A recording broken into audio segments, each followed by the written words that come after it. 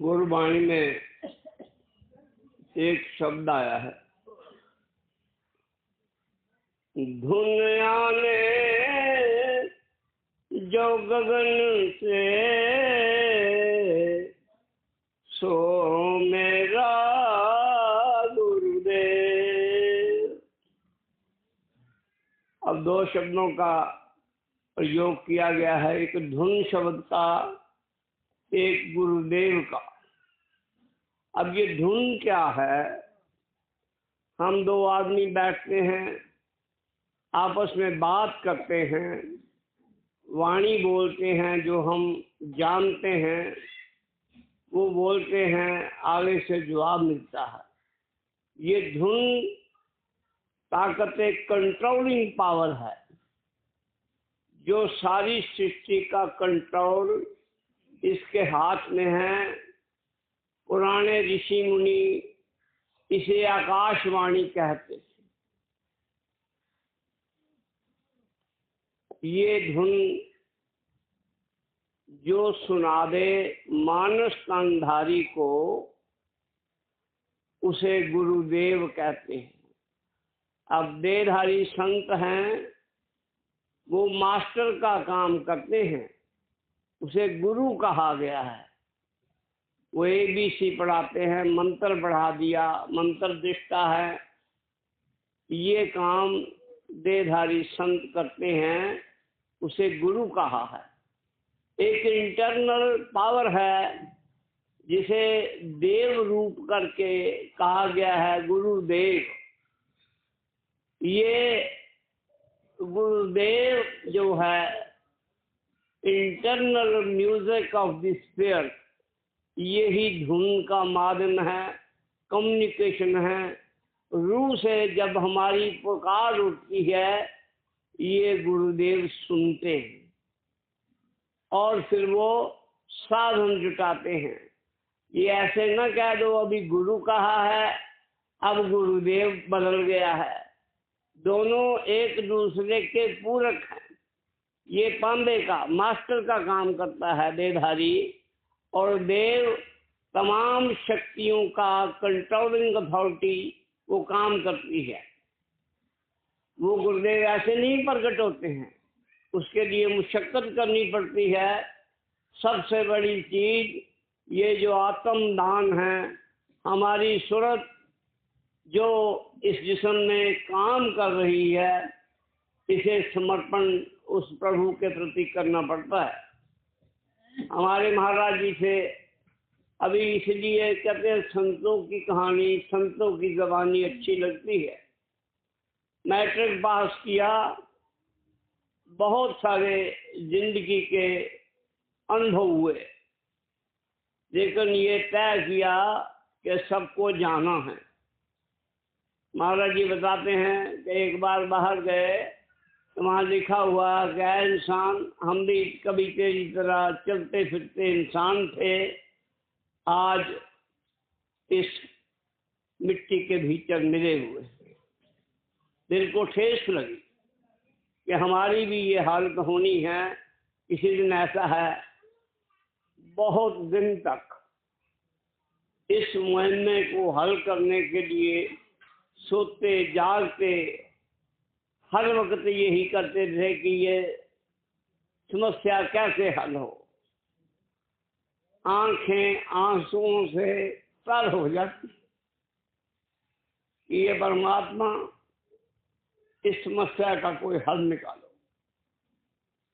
अब विरह वेदना है, जो एक बार चीज इस आत्मा में पैदा होती है, परमात्मा उसका सम्मान करता है।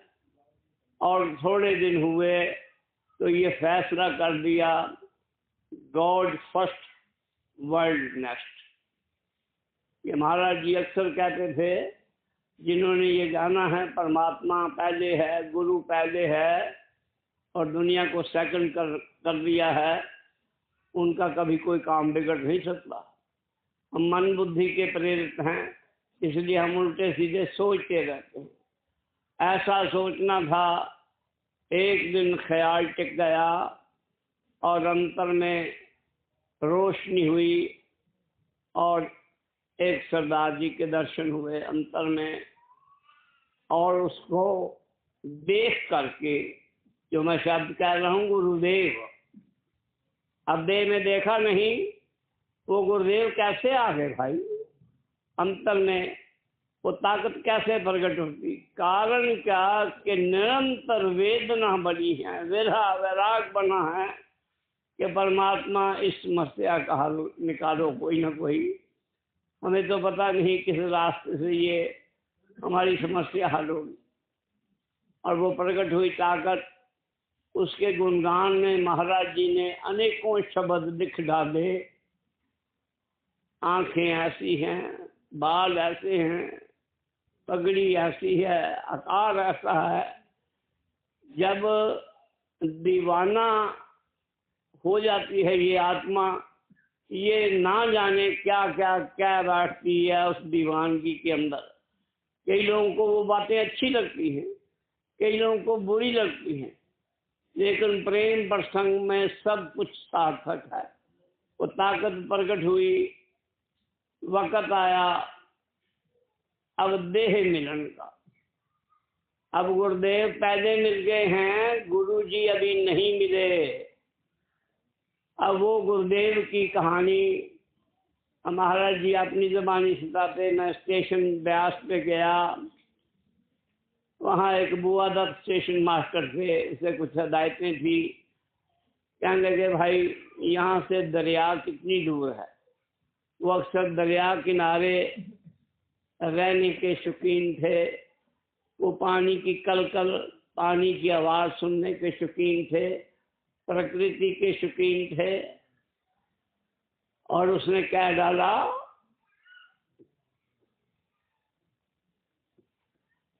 आप किसी महात्मा के दर्शन के लिए आए हैं? कहने लगे यहाँ कोई महात्मा भी है? कहने लगे हाँ, यहाँ ब्यास के किनारे वो महात्मा रहते हैं। करे एक पंथ दो काज, के दरिया की सैर भी हो जाएगी और महात्मा के दर्शन भी। अब वो सैर का बहाना बना और गए। पूछा कौन महात्मा है? कहने अंदर बैठे हैं। गए, जब देखा तब जाना ये तो वही महात्मा है जो आज से कई वर्ष पहले मुझे अंतर में दर्शन दे रहे हैं।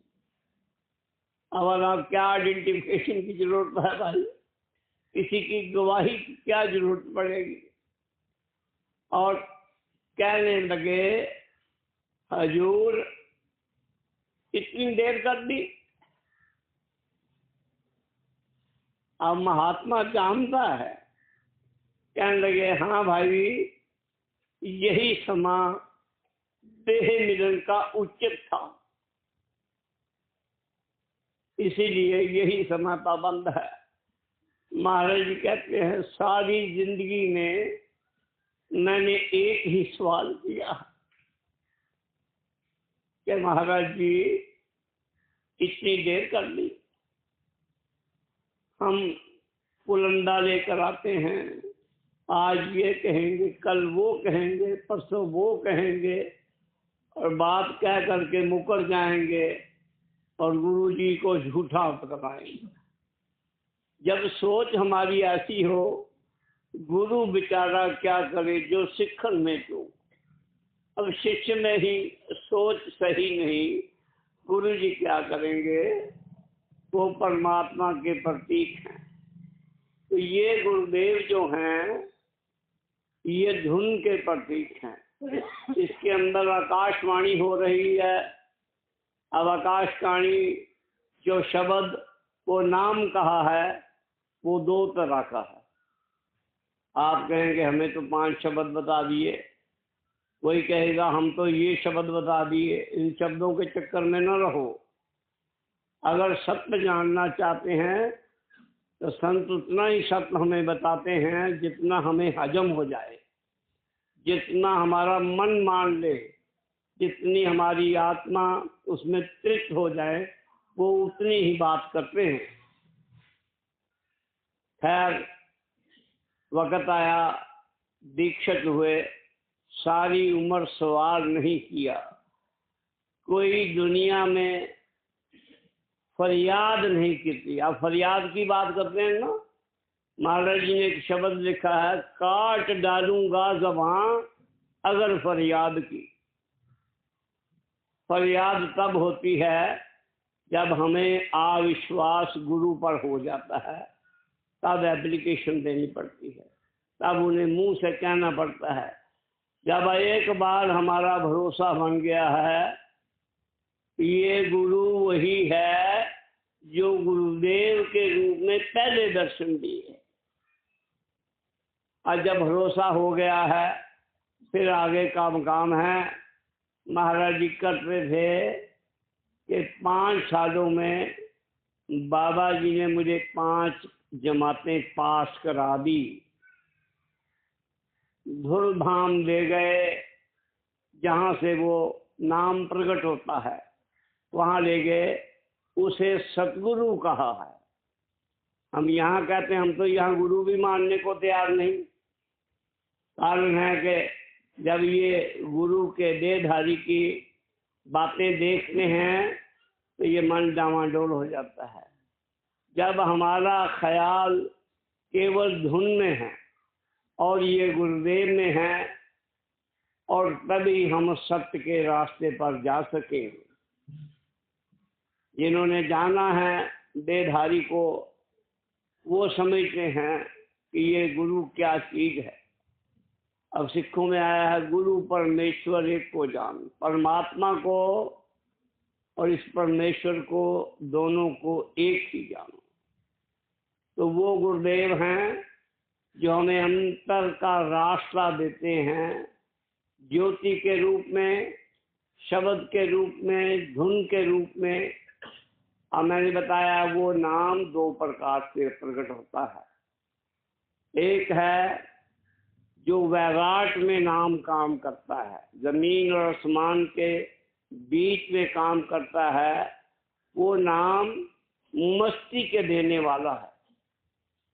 वो नाम जपने वाले, उस धुन को सुनने वाले अपने शरीर की सुध बुध भूल जाते हैं और उन्हें ख्याल तक नहीं रहता है।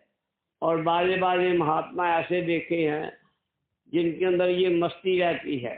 जो वैराट वाला नाम जपते हैं उनमें इतनी मस्ती रहते हैं कि एक साइड में शौच कर रहे हैं और दूसरी साइड में तवे पर रोटी पकाकर हाथ में रख के खा रहे हैं। वो ये नहीं देखते, तो उनमें मस्ती रहती है। इच्छा पूर्ति में बड़े समर्थ रहते हैं। लेकिन ये जो नाम के रसिया हैं, ट्रू नाम, ट्रू गुरुदेव जो हैं, ये इससे बिल्कुल भिन्न है। इसमें चेतन अवस्था निरंतर काम रहती है, शुद्ध बुद्ध रहती है। कई बार सुना है संतों का और वचनों में कि ये संत जन, ये गुरुदेव जन, ये गुरु जन सोते हुए जागते हैं और जागते हुए सोते हैं। ये मत समझो गुरुजी को आंख लग गई और हमारी बात सुन नहीं रहे, वो सब सुन रहे हैं। तो ये गुरुदेव की भक्ति पहले प्रकट हो गई और गुरुजी बाद में मिले। अब बताओ भाई, उस आदमी को क्या सबूत की जरूरत पड़ी है कि ये शक्ति काम करती है। ये मैंने महाराज जी की मिसाल दी है, जो कई बार उनके ज़माने मुबारक से हमने सुनी। तो हमने गुरु जनों, साधु संतों के वचनों पर फूल चढ़ाने हैं, कहना मानते हैं। अब जब कहना नहीं मानना, कई भाई कहते हैं ये तो गुरु जी कहते ही रहते हैं, इनका काम है कहना, हमारा काम सुनना है, ना सुनना है वो हमारा काम है। जिन लोगों संडीला में सत्संग में जाते रहे आपको पता है कितने नारे लगते थे? हाथरस वाले की जय, स्वामी जी की जय, बाबा जयवंत सिंह की जय।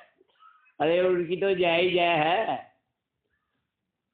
हमारे कहने से नहीं है। लेकिन ये काल भगवान हम सत्संगियों से फैज उठा जाता है। अब 5 संतों का नाम लोगे, 21 मिनट लोगे तो 5 मिनट तो कर ले गया ना हमारे। तो वो 5 मिनट उसने हमारे खराब कर दिए। तो इससे जय विजय होने वाली नहीं है कि हमने क्या दिया जय है। अब गुरु जी ने क्या दिया, आज के बाद कोई मेरी जय नहीं बोलेगा। जिन भक्तों ने सुना है उनका काम बनता है कि अब ये काम छोड़ दो। और एक बार भैया जी ने भी ये बात कही कि ये जय वाला प्रोडक्ट है, इसे बंद कर दो, ये कोई नहीं बोलेगा जय। कारण है हम अध्यात्म विद्या, आत्म विद्या की ओर अग्रसर हैं।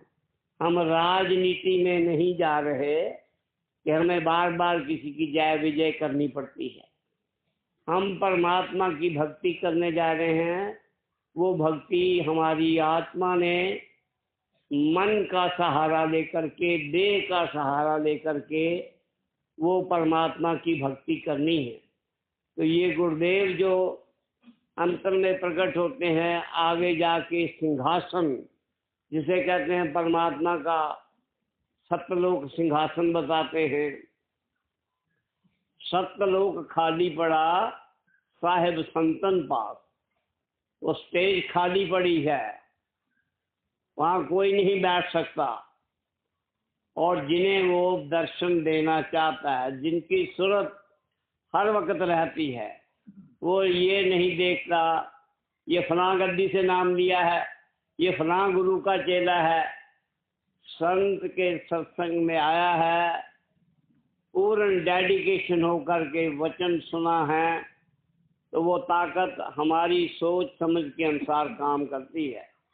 मुझे याद है जलंधर में एक हाथरस की गद्दी से लेबर थे, 60 साल की उम्र, ठीक दिल दिमाग काम करता था। पता लगा ये ब्यास वालों की गद्दी है। अब सेवादार ने डिटेल में समझा दिया कि गद्दियों वद्दियों की बात ना करो, बात महात्मन की करो। खैर वो थोड़ी सोबत करने लगा, तो एक दिन मौका मिला, सत्संग में आ गया। अब बैठ गए, ध्यान टिक गया। अब बताओ, बड़ी बड़ी साधना करने से ध्यान टिकता नहीं, लेकिन एक सेवादार के कहने से बैठ गया है और गुरु से नाम लिया है। ये नहीं कि गुरु से नाम नहीं लिया। और पूछा सेवादार से, भाई आप इनको जानते हो? कहने लगे क्यों नहीं जानता, मैं तो 20 साल से इनकी सेवा में हूँ। कहने लगे फिर तुझे मैं बात बताता हूँ एक, वो सत्यलोक के सिंहासन पर ये बाबा जी बैठे हैं। मैं फलां गुरु से नाम लिया है, उनके मानने वाला हूँ। मेरे गुरु जी भी उस सिंहासन पर बैठे नहीं, और आज में ये बैठे हैं। अब बताओ, तुम लोग भक्ति करते हो, भजन करते हो, सिमरन करते हो, ध्यान करते हो, आपको अभी तक पता नहीं लगा एक अजनबी आदमी आया है सत्संग सुनने के लिए, और एक ही बार में सारा राज खोल के चला गया। अब सोचने लगे भक्ति तो हम भी करते हैं, सेवा भी करते हैं, लेकिन ऐसा परमात्मा ने हमारे साथ नहीं किया। कारण परमात्मा धोखा नहीं देता, वो देखता है किस सूरत को, किस ख्याल को महाख्याल की जरूरत है। तो वो सतगुरु जो सिंहासन पर बैठे हैं वो जानते हैं कि हाँ भाई ठीक है या गलत है। वो जो घट घट की जाननहार हैं वो सतगुरु रूप है, परमात्मा का जो सतलोक में कहते हैं। यहाँ तक ये धुन का और गुरुदेव का वर्णन है, तमाम संतों ने किया है। आगे जो रास्ता है अवर्णनीय है, ला बयान है, उसे लौग नहीं किया जा सकता, सिर्फ हल्का सा बताया जा सकता है। न आगे ज्योति है, न श्रुति है, ना वो धुन है, आकाशवाणी है। वहाँ सिर्फ एक नेक होने का रास्ता है, उसे अगम लोक, अलख लोक और वो लय पद अनामी लोक संतों ने कहा है। जब संत नाम देते हैं वो इन डिटेल में एक ही बार में सारी बात समझा देते हैं। वो इसलिए कि ये सेवक दोबारा मिले कि ना मिले, आज गुरु और सेवक को मिलने का मौका मिला है, इसलिए लंप सम बता दिया जाए। कबीर से पहले जो संत हुए हैं, अब हिस्टोरिकली किसी का नाम नहीं है, ये कहा कि हुए हैं, और जो हुए हैं वो पहले एक शब्द का नाम देते थे, और एक शब्द कमाते कमाते कोई बीच में मर गए, कोई कमा सके नहीं, रीबर्थ होता था। और एक शब्द कमा करके लाओ, गुरु जी को बताओ आज मुझे ये हुआ, आज मुझे वो हुआ, तब गुरु जी दूसरा शब्द देते थे। कबीर ने एक ही रास्ता खोल दिया, मेरी 12 साल सेवा कर लो, मैं आपको नाम दूंगा। अब बताओ वही कोई गृहस्थी है जो 12 साल अपना परिवार है, बच्चे छोड़ के गुरु की सेवा कर ले? तो 10-12 ही निकले जिन्होंने छोड़ छाड़ के गए। नानक नजरो नजर निहाल, एक ही बार में काम कर दिया। उसमें रविदास मौजूद हैं, उसमें गुरु नानक मौजूद हैं। सिखों में आज पढ़ाते हैं कि उनके पिता कालूदास ने 20 रुपए दिए, अब तुम 17-18 साल के हो, अपनी कमाई करो, नेक नीति की और नेक नीति की कमाई करना। और वो 20 रुपए दिए। पता लगा यहाँ यूपी से, उत्तर प्रदेश से, काशी से कोई महात्मा आए हैं, वो मंडली गाती है, शब्द गाती है और बहुत कुछ करती है, और वो संत हैं। अब गए वहाँ, कितने कोई हजारों लोग थे, आज की तरह सैकड़ों नहीं थे, 5-10 बैठे थे। कोई ढोल की बजाने के वाला, कोई छैने के बजाने, इसी बहाने इकट्ठे कर लिए। और जब इकट्ठे कर लिए, सत्संग हुआ, तो वहाँ उन्होंने 20 रुपए जो लाए थे वो सेवा में दे दिए। बोला ये लंगर प्रसाद के लिए है, ये है, वो है। क्योंकि पिता ने कहा था शुद्ध कमाई करना, सही नीति से कमाना, ये पैसे तुम दे जाओ, इसके बाद तुझे नहीं मिलेंगे। अब 20 रुपए के 20 छोड़ दिए। ये नहीं कहा कि गुरु जी को 19 दे दूं और एक अपने मुसीबत पड़ने पर काम में लाऊंगा। अब भरोसा कहाँ कायम है भाई? अरे जिस परमात्मा ने 20 दिए हैं वो आगे भी देगा, ये भरोसा है। और 20 के लगा लिए। और जब सत्संग सुना नानक ने कबीर का, और उनके पर्दा था, कोई 12 साल सेवा नहीं ली, पर्दा उठा दिया, सीधा लय पद में उनको विश्राम मिला है। आज सिख नहीं मानते, लेकिन वो बात करते हैं कि सच्चा सौदा करना 20 रुपए में, ये बात मानने को तैयार हैं। लेकिन कबीर उनके गुरु थे, ये मानने को तैयार नहीं। कारण है कि झूठ का पुलंदा उसी दिन पैदा हो जाता है जिस दिन संत पैदा हो गए। उन्होंने अपना काम कर दिया, ये काल भगवान भी अपना बीज रख देता है। आज वही गुरु नानक हैं, उनके 10 गुरु मानते हैं कि 10 के बाद कोई नहीं। क्यों भाई? वो शब्द नीति, वो नाम नीति जो संपुष्ट धारा थी प्रभु की, वो बदल गया क्या? ये काल की क्रिया, माया की क्रिया बदलने वाली है। झूठ बदलता रहता है, सत्य सदा एक रस रहता है, वो बदला नहीं है। हमारे पास भी कई गुरुद्वारे के भाई आए, अकाली आए, बड़ी बहस करते थे। मैं कहता कुछ जानते हो, पहले तो ये कुछ जानते हो, अब कहाँ से आपको बताया जाए, तुम्हारा भी तो ज्ञान होना जरूरी है। अब वो एक ही शब्द बनाते हैं कि 10 गुरु के बाद कोई गुरु नहीं, और गुरु गोबिंद सिंह ने ये आरती की है। सब सिखन को हुक्म है, गुरु मान्यो ग्रंथ, गुरु मान्यो ग्रंथ प्रगट गुरां की दे, जाके हृदय सांच में खोज शब्द मिले। मैंने कहा भाई ये गुरु गोबिंद सिंह ने नहीं कहा। कहने लगी नहीं पक्का कहा है। मैं क्या पक्का है तो किसी ज्ञानी से, गुरुद्वारे का जो चीफ है उससे पूछ कर आओ और फिर बात करना। अब वो माथा मार के महीने के बाद सब भाइयों से, गुरुद्वारे से, ज्ञानियों से पूछ के आया। कहने लगे नहीं भाई संतोष सिंह हुए, गुरु गोविंद सिंह के एक चेले थे। अब गुरु गोविंद सिंह के जाने पर ये आरती उसने बनाई है। उसने कहा, उसको ये इंटरप्रिटेशन किया है कि 10वें गुरु के बाद कोई गुरु नहीं। अब ये तो बात हो गई पुरानी, 500-600 साल।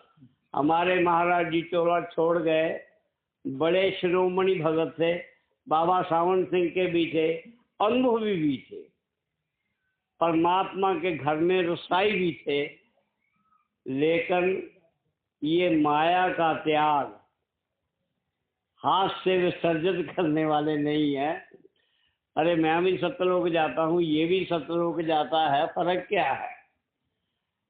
भरोसा नहीं शब्द भेदी के ऊपर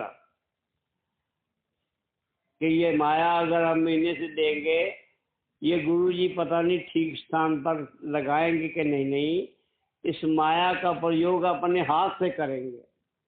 अब कई भाई जानते हैं, इंदौर से किताबें छपी हैं, बड़े अनुभव थे। आज ऑस्ट्रेलिया का 1/10 हिस्सा के मालिक हैं, उनके वारस हैं। किताबें फ्री छाप के दुनिया में बांट दी। और स्वामी जी महाराज से बात हुई, कहने लगे मैंने भी एक आर्टिकल लेकर के इस आदमी को भेजा, जो महाराज जी के चोला छोड़ने के बाद जैसे जैसे व्यवस्था हुई, और वो आर्टिकल जैसे लिख के भेजा वैसे का वैसा ही उसने वापस भेज दिया। कहने लगे स्वामी जी बात ऐसी है, आज दिन तक किसी संस्था ने, किसी संप्रदाय ने मेरे पर मुकदमा नहीं किया, और ना ही मैं 85 साल से ऊपर हो गया हूँ किसी के ऊपर मुकदमा किया है। ये आपका आर्टिकल छाप देने से मेरे पर ढेरों मुकदमे पड़ जाएंगे। अब बताओ भाई, वो भी गुरु भक्त है, स्वामी जी भी गुरु भक्त हैं, तो कैसे कि नबेड़ा होगा? ये गुरु बिन माला फेरते, गुरु बिन करते दान, गुरु बिन सब हराम है, जा पूछो वेद पुराण। किसी दृष्टिमान संत के द्वारा जो माया लगाई जाती है वो फलीभूत होती है। जो हम अपने मन से लगाते हैं वो फलीभूत नहीं होती है। अब नाम हो गया, हॉस्पिटल बना दिया, बड़ी बड़ी बीमारियों के इलाज फ्री होंगे, वो संस्था देगी, वो महात्मा देगा, लेकिन एक लाइन लिख दी, यहाँ पर कोई गुरु नहीं है। अब कहते फिरते हैं गुरु गुरु कर मन मोर, गुरु बिना मैं नाही और। क्यों भाई, गुरु जी कहाँ चले गए? वो गुरु जी प्रकट नहीं हुए। अब पंजाब में भी बहुत सारे लोग ऐसे हैं, टेप से नाम देते हैं। अब गुरु भक्त हैं, अपने हाथ से कमाई किसी को देने को तैयार नहीं। लोगों को 500-700 को अपनी कमाई से लंगर बना के देने को तैयार हैं। लोगों से ली हुई सेवा द्वारा लंगर बना के खिलाने को तैयार हैं। आज वो भी कहते हैं संत कृपाल सिंह के बाद कोई गुरु नहीं है। अब बताओ भाई, ये भी गुरु भक्त है, लेकिन जो वक़्त के हाकिम हैं वो इस बात पर खुश है, कम से कम ये तो याद करते हैं कि आज कोई गुरु नहीं है। वो इस बात को देते हैं कि याद करते रहते हैं।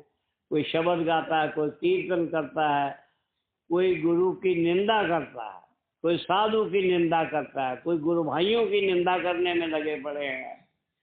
वक्त के अपने कम फिर भी खुश हैं, कम से कम याद तो करते हैं।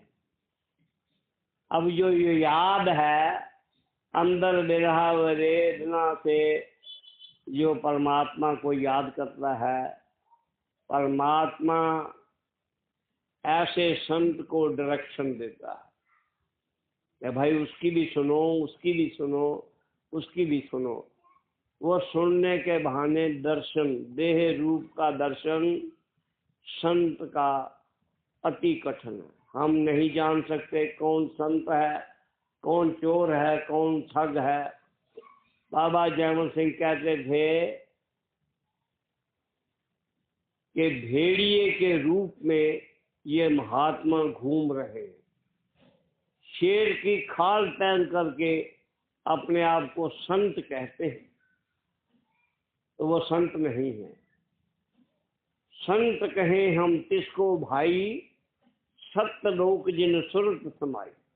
अब शरीर से अलग नहीं आज दिन तक हुए तो सत्यलोक की बात कैसे कर सकते हो। और ऐसे ऐसे लोग जो विरह वेदना से संतों के पास आए हैं, संतों ने नाम नहीं दिया, बिना नाम के रूह सिमट करके उस परमात्मा की गोद में चली गई है। तो भरोसा किसको है?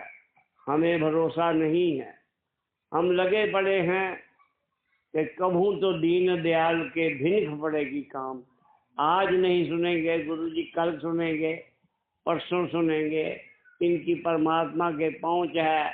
ये हमारा message of the great master, हमारा संदेशा लेके जाए।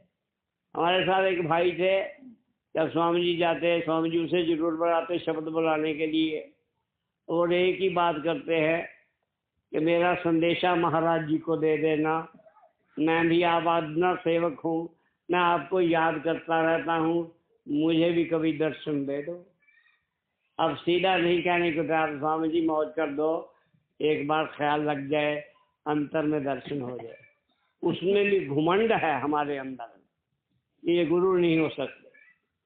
अब जरा सरा आकार चेंज किया, अब पगड़ी उतार के सिर घिसा आ गया तो कहते हैं संत नहीं हो सकता। आप किसी मुसलमान को संत कैसे मान लोगे भाई?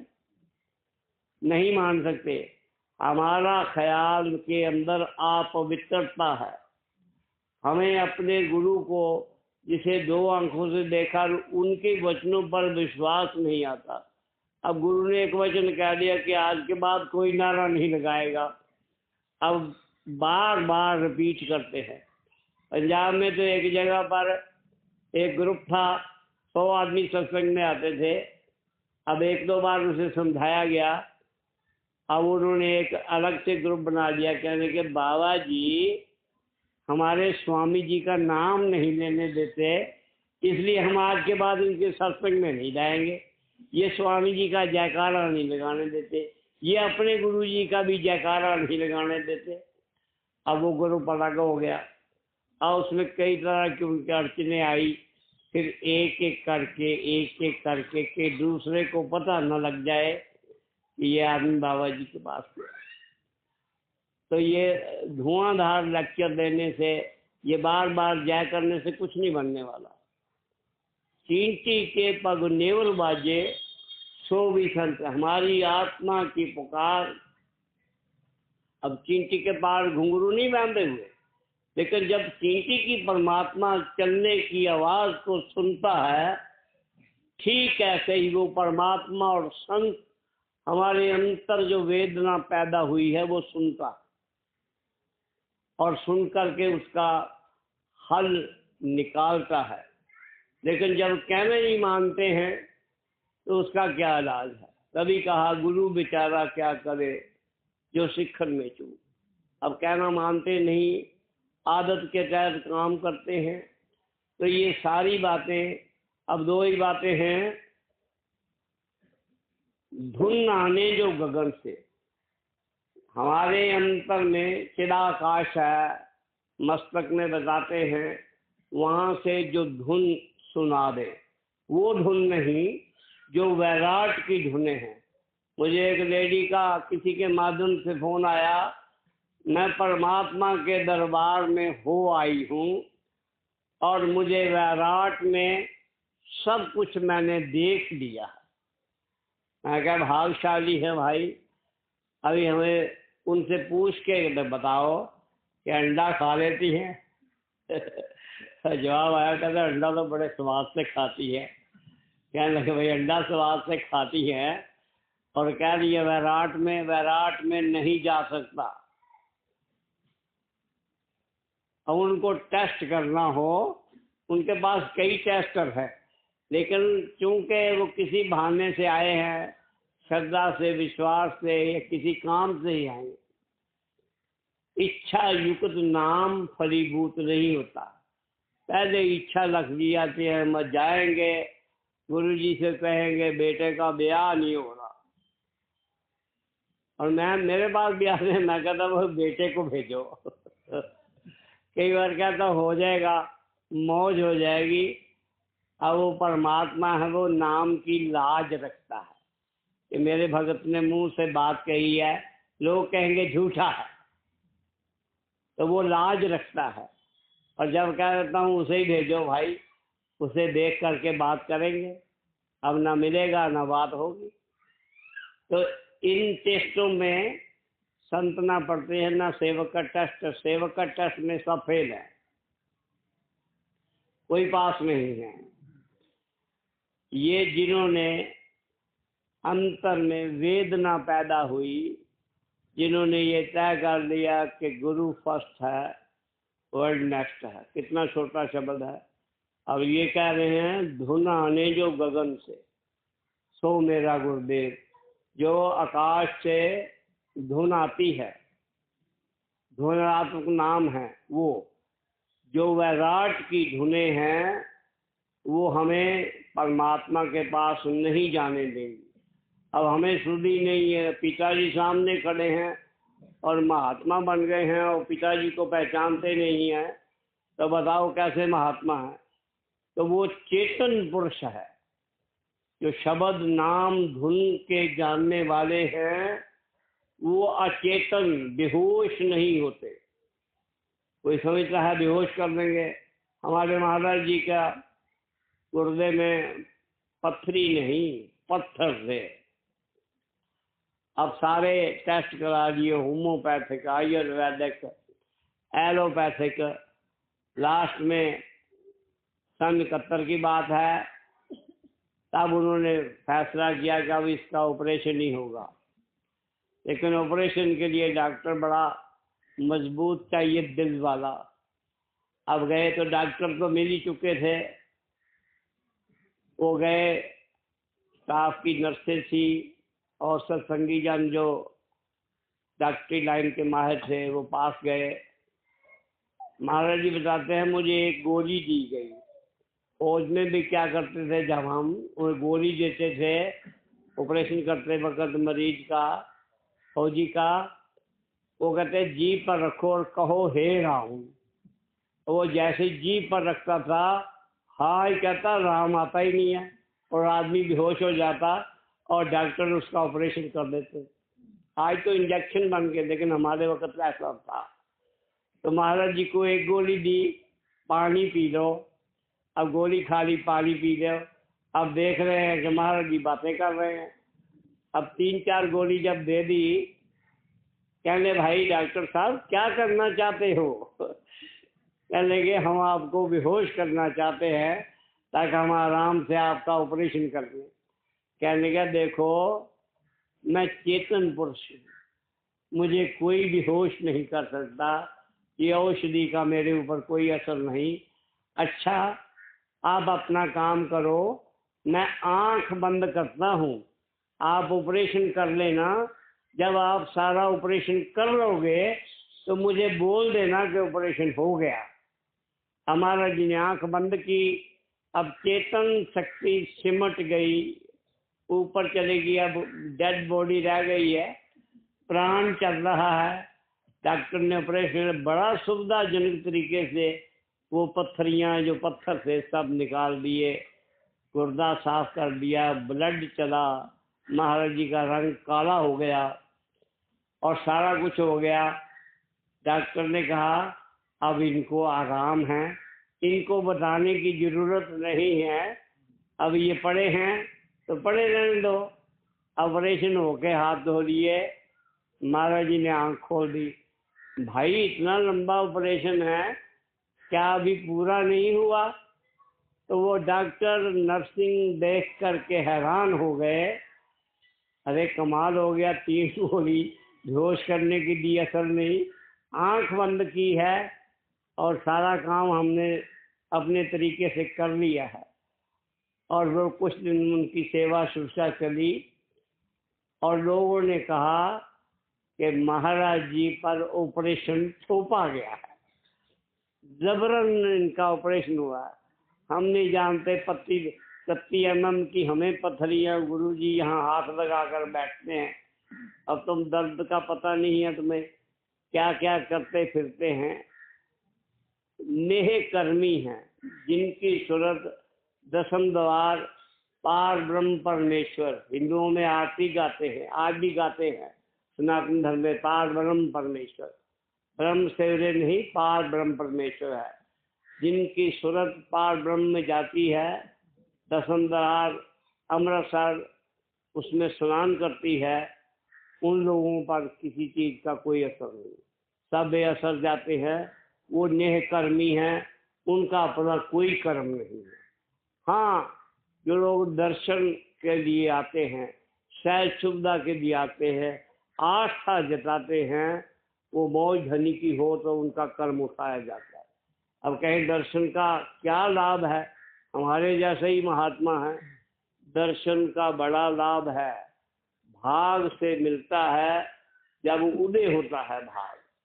मुझे याद है स्वामी जी हमारे घर आते थे, तो हमारे पैरल में लोग थे, वो सबको बुलाया जाता था, सत्संग सुनते थे, आलोचना करते थे कैसा महात्मा है, इतने इतने बड़े लंबे बाल रखे हैं और साथ में औरत लेकर के घूम रहे हैं।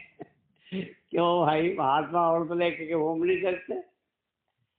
अरे अष्टभुजी खुद माया जो है वो चाहती है कि काल भगवान समाधि लगा के बैठे रहे और मैं अपने देवर को मिल आऊं। वो जब चाहती है तो क्या अपनी पत्नी को नहीं रख सकते, अपनी माता को नहीं रखते? हम बाहर मुखी चाहते हैं, ये एक महात्मा है क्या? अब ये महात्मा को जानना हमारे बस की बात नहीं है। वो धुन को सुनाता है और पहले दिन ही सुनाता है, ये नहीं 6 साल बाद हो जाएगी। और जिनको नहीं सुनती वो भी सुन लें। 2 बातें होती हैं इसमें धुन के ना सुनने की, हम सुनते नहीं। जब सुनेंगे तो याद रखो ये धुन मस्तक से प्रकट होती है, यहाँ से संत छूट देते हैं कि मस्तक से सुनो, और वैसे वो सीधे कान से भी सुन सकते हैं। और कई बार कई भाई कहते हैं हमें तो बाएं कान से धुन आती है और फलां धुन का वर्णन भी करते हैं। मैं पूछते हैं गुरुजी तो मस्तक से कहते धुन आती है, सीधे कान से सुननी है तो सुन लो, लेकिन ये बाएं कैसे आ जाती है? अब महात्मा के पास जानते हैं वो इस रास्ते से बिछड़ा हुआ अनुभवी पुरुष है, और मैं कहता हूँ गुरु जी बाईं तरफ आ गए और तुम्हारा कोई कर्म आ रखा था उसे निपटा करके चले गए। कह लगे हाँ वो 10 मिनट ही आई थी, उसके बाद गायब हो गई। तो महात्मा को क्या पता नहीं तुम्हारे साथ वो हादसा हो गया, वो हादसा हो गया। जब परमात्मा का नाम ये गुरुदेव ताकत सदैव होकर के इस जिस्म में कंट्रोल कर रही है, उसे कोई धोखा नहीं दे सकता। वो तो देखता है जीव तरह तरह के आते हैं, तरह तरह की बातें करते हैं, वो भी तमाशा देखता है। अब मेरे से ही नाम लिया है और मुझे ही आकर के वेदों शास्त्रों की बातें पढ़ा रहा है, सत्संग पढ़ा रहा है, तो गुरु को सत्संग पढ़ाते हैं।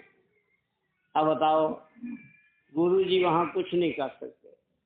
जब एक बार समर्पण उस पुरुष के प्रति कर दिया, पीछे देखने की जरूरत नहीं। गुरु गोबिंद सिंह के सूरा से या किए लड़े दीन के हेठ, पुरजा पुरजा कट मरे तऊ न छांडे के। रण क्षेत्र में गए हैं, अब गोली छाती में खानी है, पीठ में नहीं खानी। गद्दार कहेंगे अगर पीठ में गोली खाई है।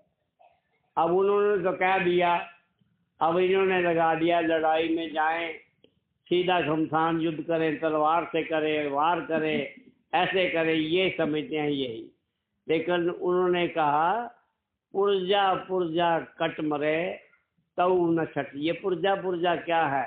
ये रोम रोम के अंदर हमारी सूरत समाई हुई है। इस रोम रोम से चेतन ताकत को इकट्ठा करके मस्तक पर इकट्ठा करना, ये है चीज। और सिखों ने बना लिया, वो लड़ाई के मैदान में गए हैं, वहां पीछे मत देखना, आगे ही देखना, और वहीं लड़ाई में मर जाना। कारण है वो एक अलंकारिक भाषा बोलते हैं। दुनियादार भी अपनी समाज, अपनी प्रथा चला सके तो रोजी रोटी सब दे। आज इतनी सी बात पर सिखों में बाबा साहब से कहते हैं 52 संप्रदाय हैं। एक संप्रदाय दूसरी संप्रदाय का साथ नहीं देते हैं। कुछ सिख लोग ऐसे हैं, वो अष्टभुजी को मानते हैं गुरु गोविंद सिंह के चेले, वो कहते हैं वही है, और शब्द गाते हैं प्रथम भगवती सिमरियो गुरु नानक लईते आए। वो तलवार का ही सिमरन करते हैं। तो ये सारी चीजें अलग अलग संप्रदाय बन जाते हैं, वो समाज में कैद हो जाते हैं, गोलक से बन जाते हैं। अब सिख इंटरनेशनल इतने करोड़ रुपया है, एक डायरेक्टर को 1 अप्रैल को 5 करोड़ मिलता है धर्म संप्रदाय के लिए काम करने के लिए। और वो क्या करता है, वो लाके बदली में जमीन खरीद लेता है उत्तर पोत्रों के लिए। अब क्या करे भाई, 5 करोड़ एक संत में मिलता है, लोगों के 10-10, 20-20 रुपए इकट्ठे किए हुए, अब कैसे हजम कर लोगे भाई? हमारे बच्चे कैसे अब अपाज हो जाएंगे, दूल्हे लंगड़े पैदा होंगे, अंधे पैदा होंगे, खानदान भ्रष्ट हो जाएगा। इसीलिए संतों ने कहा कि अपनी नेक नीति की कमाई, मुशक्कत की कमाई करके उसमें रोजी रोटी कमाओ, बच्चों को खिलाओ, और वो फलीभूत होगी। और उसमें अगर किसी की मदद कर सकते हो तो मदद करो। तो वह धुन जो है ये हमारे अंतर में गुरु प्रकट कर देता है, जिसे नाम कहे वो धुन देता है, जो मस्ती की देने वाली वो नहीं। कई भाई कहते हैं वो उन शब्दों का नाम देख करके हमें तो ये धुन सुनाई देती है और बड़ी मस्ती आती है। अब गुरु ने वो धुन नहीं दी, गुरु ने नाम धुन दी है। गुरुदेव रूप ने जो धुन दी है वो अलग धुन है, वो मस्ती नहीं देती, चेतन अवस्था देती। तो हम मस्ती में जा रहे हैं तो ये ना समझे हम गुरु भक्ति में जा रहे हैं। जब हमें ही चेतन अवस्था नहीं, तो याद रखो जो लोग हमारे निकट रहेंगे वो कैसे चेतन हो सके। स्वामी जी महाराज कहते चेतन रूप विचारो अपना। ये चेतन रूप हमारी आत्मा का है, जो हमेशा आर पार की बातें जानती है, और वो इस गुरुदेव की सहयोग से। जब हम धुन सुनते हैं, अब कई बार भी आकाशवाणी कहा है वो इंटरप्रेट होती है। अब संत जा रहे हैं, कहने लगे इधर मत जाओ, खड़े हो जाएंगे, वो नहीं कहते कि इधर नहीं जाना। अब कह दिया इधर नहीं जाना तो गुरुजी उधर जाते नहीं। अब ये नहीं कहा उस धुन में कि इधर नहीं जाना, इधर जाओ। अब वो खड़े हो जाएंगे, खड़े रहेंगे, आगे जो हादसा होना हो जाएगा, तब आगे का रास्ता मिलता है। ये धुन कोई छोटी सी चीज नहीं, ये पूरे ब्रह्मांड के कंट्रोल करने वाली ताकत है। इसे भिन्न भिन्न शब्दों में संतों ने व्याख्या की है। धुन आने जो गगन से सोई मेरा गुरुदेव, जो वो सुना दे, ये धुन कान से नहीं सुनती। अब कान बहरा हो तो धुन कैसे सुनेगी? कहते हैं वो जीभ काट दो जो नाम नहीं जपती। अरे वो कटी कटाई जीभ है, अब जीभ कटी हुई है, बोल सकता नहीं तो कैसे राम नाम जप लोगे? तो इसीलिए उन्होंने सूरत का सिमरन कहा, ख्याल से करने के लिए। और तुलसीदास कहते हैं अंधा आदमी उसे देख सकता है, बहरा आदमी उसे सुन सकता है, लूला लंगड़ा आदमी पहाड़ पर चढ़ सकता है। तो वो कौन सी चीज है? वो हमारी सूरत है। शरीर से लूला लंगड़ा हो, आंखें से दिखाई ना दे, कानों से सुनाई दे, तो नाम कैसे जपा जाएगा? मुझे याद है लुधियाना में एक गुरुद्वारे का भाई था, महाराज जी के पास नामदान में बैठ गया। हमारे महाराज जी के वो पास ही खड़े थे पिताजी। अब वो आदमी उठा करने क्या देखा है, पहले सवाल किया नाम से पहले कि भाई जी आपकी रोजी रोटी कैसे चलती है? कहने लगा रोजी रोटी अंधा हूँ, मैं क्या कर सकता हूँ, मैं गुरुद्वारे में रहता हूँ, अब कोई आर पार की थोड़ी सेवा करवा लेते हैं, वहीं से रोटी पानी चलती है। और कहने ये कपड़े तो महाराजा कपूरथला के पहन रखे, इतनी बड़ी पैंट पहन रखी, कमीज पहन रखी है। कहने ये सब गुरुद्वारे वालों ने दी है। कहने के फिर हमारे सरदार जी नियम है कि रोटी कमा के खाना है। कहने लगा आप संत हो, जो कोई साधन बनता है तो मेरा बना दो, लेकिन मुझे नाम जरूर दे दो। हम कई बार अकड़ जाते हैं, अरे देता है तो ठीक है, नहीं देता तो हमारा कौन सा कुछ घट जाएगा, गुरु जी हमारा कौन सा चालान काट लेंगे। ये नम्रता है, दीनता है। महाराज कहते हैं जो प्याला सुराही के नीचे रहेगा वो भरा जाएगा। अब थोड़ा दीन हुए, महाराज ने नाम दे दिया। अब जब नाम से उठाया गया तो महाराज पूछने लगे कहो क्या गति है? कह रहे गति क्या है? 3 सरदार खड़े हैं। बोला कैसे हैं? कह रहे खुंडी लिए खड़ा है, एक मदरे कद का है, थोड़ा कद छोटा है, यहाँ मुंह पे मस्सा है, और एक सलवार और कोट पहने हुए है। अब पिताजी पास खड़े रह गए, बाला जी हमें तो कभी दर्शन हुए नहीं, ये आदमी अंधा है, इसे कैसे दर्शन हो रहे हैं? कहने के बताओ, अब वो मैं कुछ नहीं कर सकता इसमें। अब ये अंधा आदमी तुझे बता रहा है, अब बताओ मेरी सलवार और कोट है, मुझे इसने देखा नहीं, चेहरा इसने जाना नहीं, और पास्ट गुरु बाबा जयमल सिंह है, उनका ब्यौरा ये दे रहे हैं, वो मदरे कद के थे बाबा जी, और ये फोटो भी उनके पास नहीं है, किसी के फोटो दिखा दे। हाँ मेरे बाबा जी की फोटो है, वो खुंडी लिए हैं, बूढ़े आदमी हैं, खड़े हैं। कल देखो मैंने नाम सबको बराबर दिया है, इक्वल डिस्ट्रीब्यूशन है, वही शब्द दिया है, वही सबको दिया है। अब 1 लाख को दिया है, 1 लाख का 1 लाख ही अनुभव है, सबका अलग अलग है। तो ये जो हमें ये करा देता है, कॉम्पिटेंट अथॉरिटी है, कहते सो मेरा गुरुदेव। फिर सवाल जवाब ना करो कि मेरे सिर में पीड़ है, मेरे कान में पीड़ है, मैं तो सीधा ही फार्मूला रखा है, सब तरफ से ध्यान हटा दो, अपने सदगुरु को याद करो। अरे आदमी जानते हो उन्हें, वो परिपूर्ण परमात्मा है, आयुर्वेदिक आचार्य, डॉक्टर, फिलासफर इसके सामने कोई काम नहीं कर सकते। कबीर को अनपढ़ बताने वाले आज फिलासफर बन गए, PhD की डिग्रियां ले गए। कबीर सागर ग्रंथ पढ़ा, पढ़ने के बाद बोला ये आदमी अनपढ़ नहीं है, ये बहुत जानता है। कहते उसे तो 10 तक गिनती नहीं आती।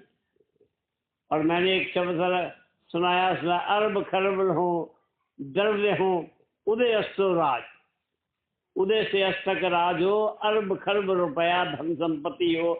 मैं क्या वो तो कहते हो 10 नहीं गिन सकता, ये तो अरब खरब गिन गया भाई, उसे अरब खरब वहां से आ गया है। तो ये इन संतों को जानना हमारे बस की बात नहीं। सो जाने यही मैं ही जनाऊं, और जनाएगा उसे जिसे उसकी जरूरत है। Where demand there supply. हमें परमात्मा की अभी जरूरत नहीं, हमें जरूरत है हम तंदुरुस्त रहें, बीमारी हमारे पास पटके। काम वो करते हैं जिसमें बीमारियां दौड़ कर आए, और चाहते ये हैं हम बीमार ना हो।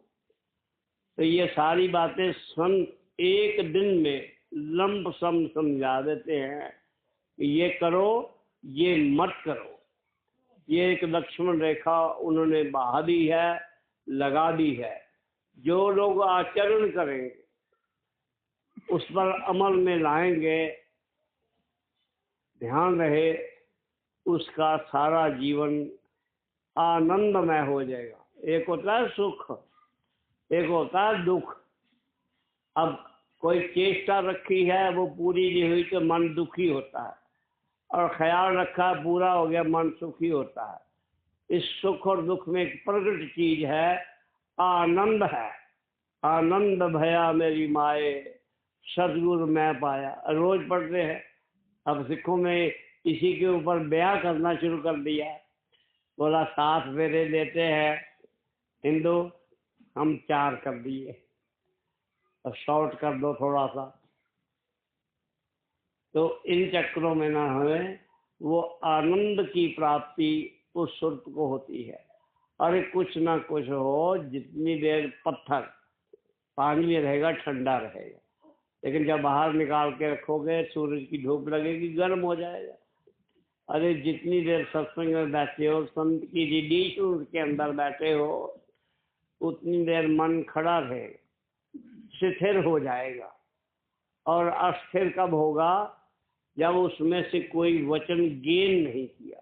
अगर कोई भी कड़ी इस मन के अंदर बैठ गई, उसका ध्यान बना रहा, तो याद रहो वो परिपूर्ण सत्ता निरंतर हमारे साथ रहेगी। वो हर काम का निरीक्षण वो करेगी, और हर चीज में हमें वो सहायता करेंगे। और महाराज जी कहते हैं से शरण कत जाइए।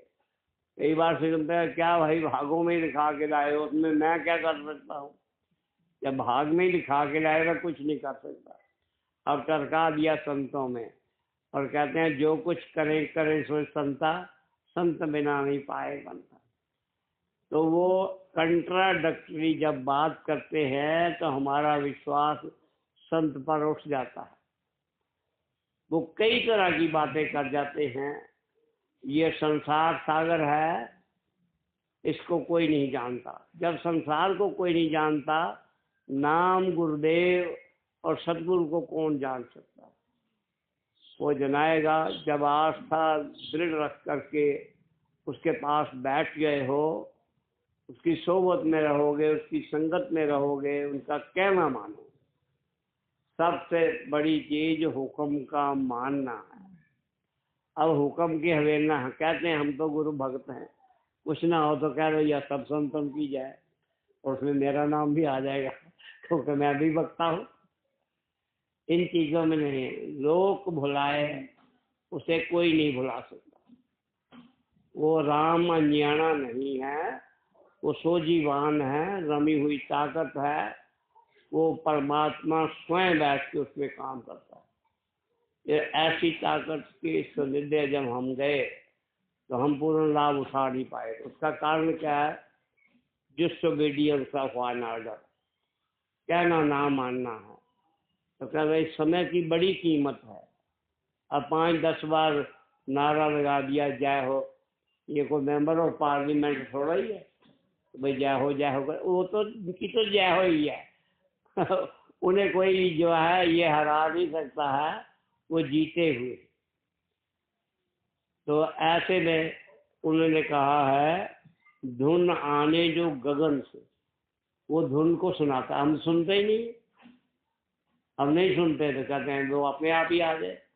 और ऐसे लोग हैं बिना कान में। बाबा जी के एक पाठी थे, उनका एक शब्द सुना मैंने यहाँ से संडीला से एक कैसेट लेके। परमात्मा ने पता नहीं स्वामी जी के पास कहाँ कहाँ से क्या क्या चीजें पहुंचा दी, वो कहीं लेने नहीं गए। उस शब्द में उन्होंने ये कहा है कि कानों में उंगली देने की जरूरत नहीं, बिना कानों में उंगली दिए वो धुन हमें सुनाई देती है। अब बताओ भाई, अब क्या कर लोगे? हमें कहते हैं कानों में उंगली दो और बाहर से मत सुनो, अंतर से सुनो।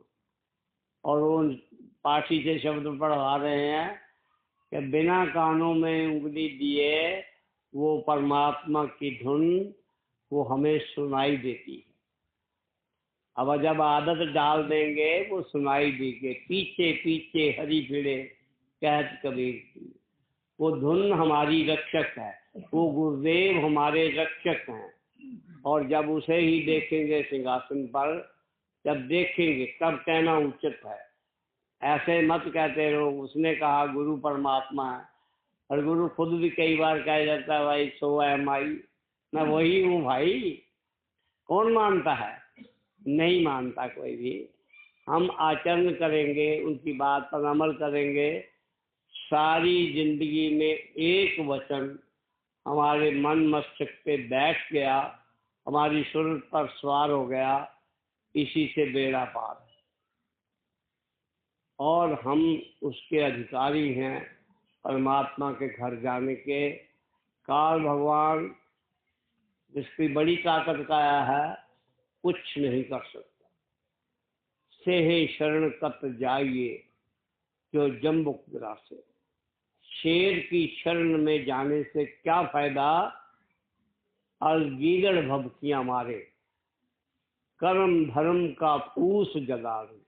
ये जला के राख कर देते हैं भाई ये कर्मों धर्मों को। ये समर्थ है, और समर्थ जो करता है, तुलसीदास कहते हैं समर्थ को नहीं दोष गोसाई। ये ऐसा समर्थ पुरुष संत जन, उल्टा काम करे सुलटा करे, सही करे गलत करे, वो समर्थ है, कम्पेटेंट है। वो दोष से, पाप और पुण्य से मुक्त है। उसे ना पाप लगता है ना पुण्य लगता है। मैं कई बार कहता हूँ काल भगवान कोई भी काम करता रहे उसे कोई पाप पुण्य नहीं लगता। माया अष्टभुजी है, वो कोई भी पाप पुण्य करते रहे उसे पाप नहीं लगता। लेकिन जब हम देखते हैं तो हम ये जिया रानी है, जीव है, गाली निकाल करके 32 प्लेटफॉर्म में इकट्ठे कर लेती है, सोना नीचे के सोने के। आप तो घुस गई अंदर, गाली दे करके उल्टे सीधी बात कह करके, और जब आदमी आगे से तेज हो तो वो दांत तोड़ देता है। अब भाई दांतों ने तो कोई कसूर नहीं किया, जीव ने कसूर किया, दांतों को भुगतना पड़ गया। तो सोबत संगत का असर होता है। जब ऐसी सोबत हम करते हैं, संगत में रहते हैं, कई बार लोगों को उल्टे सीधे सहना है। लेकिन ये समर्थ पुरुष है, ये जो कर दे इसे कोई चैलेंज नहीं करता। इसीलिए कहा शेर की शरण में जाने से क्या फायदा। जो ये कर्म धर्म भाग में ही लिखा के ले गए थे। गुरु जी कहते मैं क्या कर सकता हूँ भाई, तुम तो भाग में। गुरु जी कुछ नहीं कर सकते। गुरु जी वो कर सकते हैं जो परमात्मा नहीं कर सकता। अब कह देना बड़ा आसान है, लेकिन जो संतों के सानिध्य में आए हैं उन्होंने अपने आचरण उनके अनुसार किया है। मैं नहीं कहता 40 साल की शिक्षा ली है तो 40 साल अमर किया है।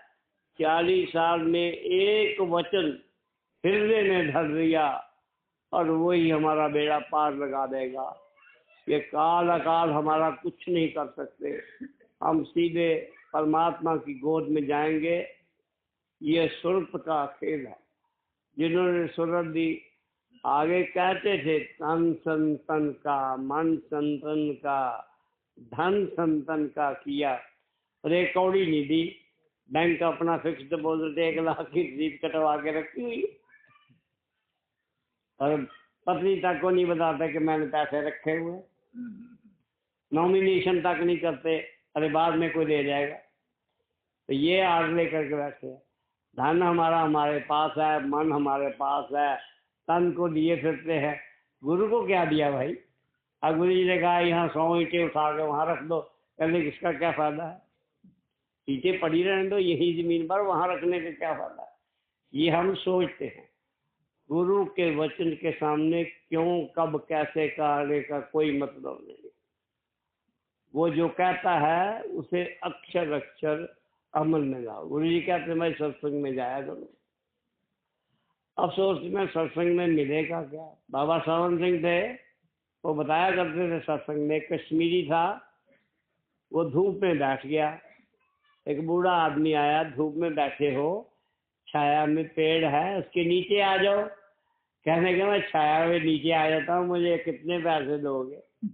अब बताओ भाई, जब हमारी ये सोच है कि ये सत्संग में जाने में हमें मिलेगा क्या, गुरु जी के पास जाने से मिलेगा क्या, लेकर इतना ख्याल भी किया कि संतों में सत्संग में जाना पड़ता है। अब खाली ख्याल आया, वो औकड़ ऐसी पड़ जाएगी, फिर पूछते फिरेंगे तुम्हारे बाबा जी क्या बताते हैं। वो कोई टेवा लगाते हैं, कोई जंतर बांधते हैं, कोई मंत्र देते हैं। अरे कर्म बन गया। जब आपने ऐसे सिद्ध पुरुष को याद कर लिया, फिर साधन बन गया दर्शन का। आगे की बातें जब करता है फिर हमें अच्छी लगती है, प्यारी लगती है। और ये मन जो परमात्मा का नाम लेने को तैयार नहीं, संतों की आलोचना करता है, यही सोचता है आगे क्या हुआ, आगे क्या हुआ। जैसे कोई उन्होंने ग्रंथ लिख दिया है, जिज्ञासा पैदा होती है कि आगे क्या हुआ। मुझे याद है स्वामी जी महाराज ने 150 पुस्तक दी अनुराग सागर की, ये अपने समर्पक सेवादारों को दे देना। मुझ में ये आदत है कि जो आए हुए उनको हाथ में अपने हाथ से देता हूँ, ये ना कोई कहे, और टिक मार करता हूँ कि मैंने दी है, ये नहीं उसके हाथ से दी है, और घर घर पहुँचा देनी। और जिसको दी उसे ये कहा इसे तुरंत और सारी पढ़ लेना। किसी ने नहीं पढ़ी, किसी ने 1 चैप्टर पढ़ा, किसी ने 2 चैप्टर पढ़े। एक लेडी ऐसा मिस्ट्रेस थी, अब शाम को उसको दी, रात को पढ़ती रही वो, तो सुबह 3-4 बजे सो गई। सुबह उठी, कहते बाबा जी वो किताब पढ़ ली मैंने, नावल की तरह, बहुत इंटरेस्टेड अनुराग सागर। कहने लगी चिंगली थी, कहने लगी ये तो सारे जिनको अवतार और पीर तक मतलब बदमाश है। मैं बोला ये मत कहो, वो कबीर साहब ने कहा है जो कुछ कहा। तो ये जिज्ञासा होती है कि बड़ा इंटरेस्टिंग टॉपिक है। अभी हमें ये ज्ञान है, आज जिसकी पूजा अर्चना कहते हैं, आपको पता नहीं आप नौकर की सेवा कर रहे हैं, और नौकर की सेवा बड़ी महंगी पड़ती है। आज हम हिंदू धर्म में ब्रह्मा विष्णु महेश करते हैं, यही परमात्मा है। संत कहते हैं यही गुरु है, हमारा गुरु ही इनका भी रूप है।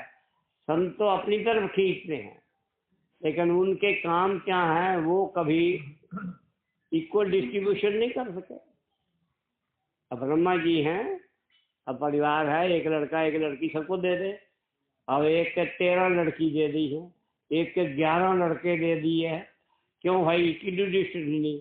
ये किसी पावर के अधीन है, ये खुद कर्म के अधीन है, ये कुछ नहीं कर सकते। ये हमारी सेवा कर सकते हैं, हमें भोगों में लगा सकते हैं, बाहर मुखी साधनों में लगा सकते हैं, लेकिन हमारा काम सवार नहीं सकते। लेकिन संत हैं वो शेर हैं, दहाड़ते हैं और उसकी दहाड़ में तमाम गीदड़ भाग जाते हैं।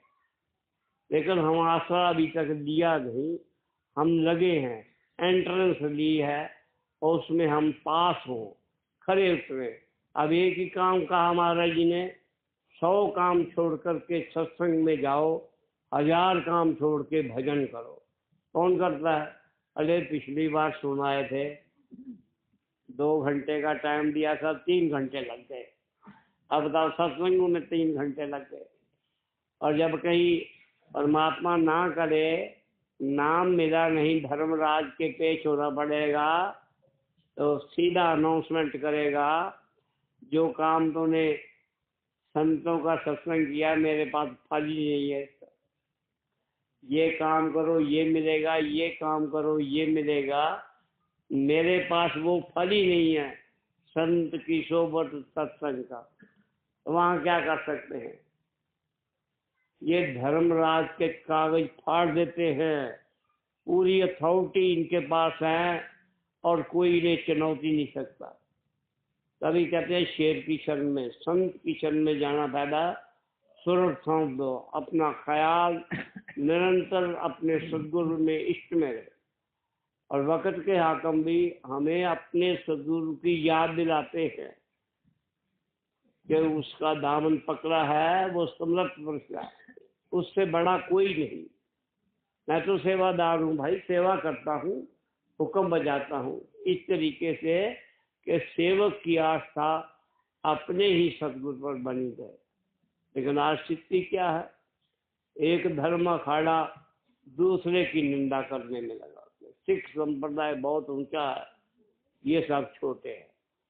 ये राधा स्वामी संप्रदाय ये बड़ा ऊंचा है, बाकी सब छोटे हैं। छोटा बड़ा यहाँ कोई नहीं।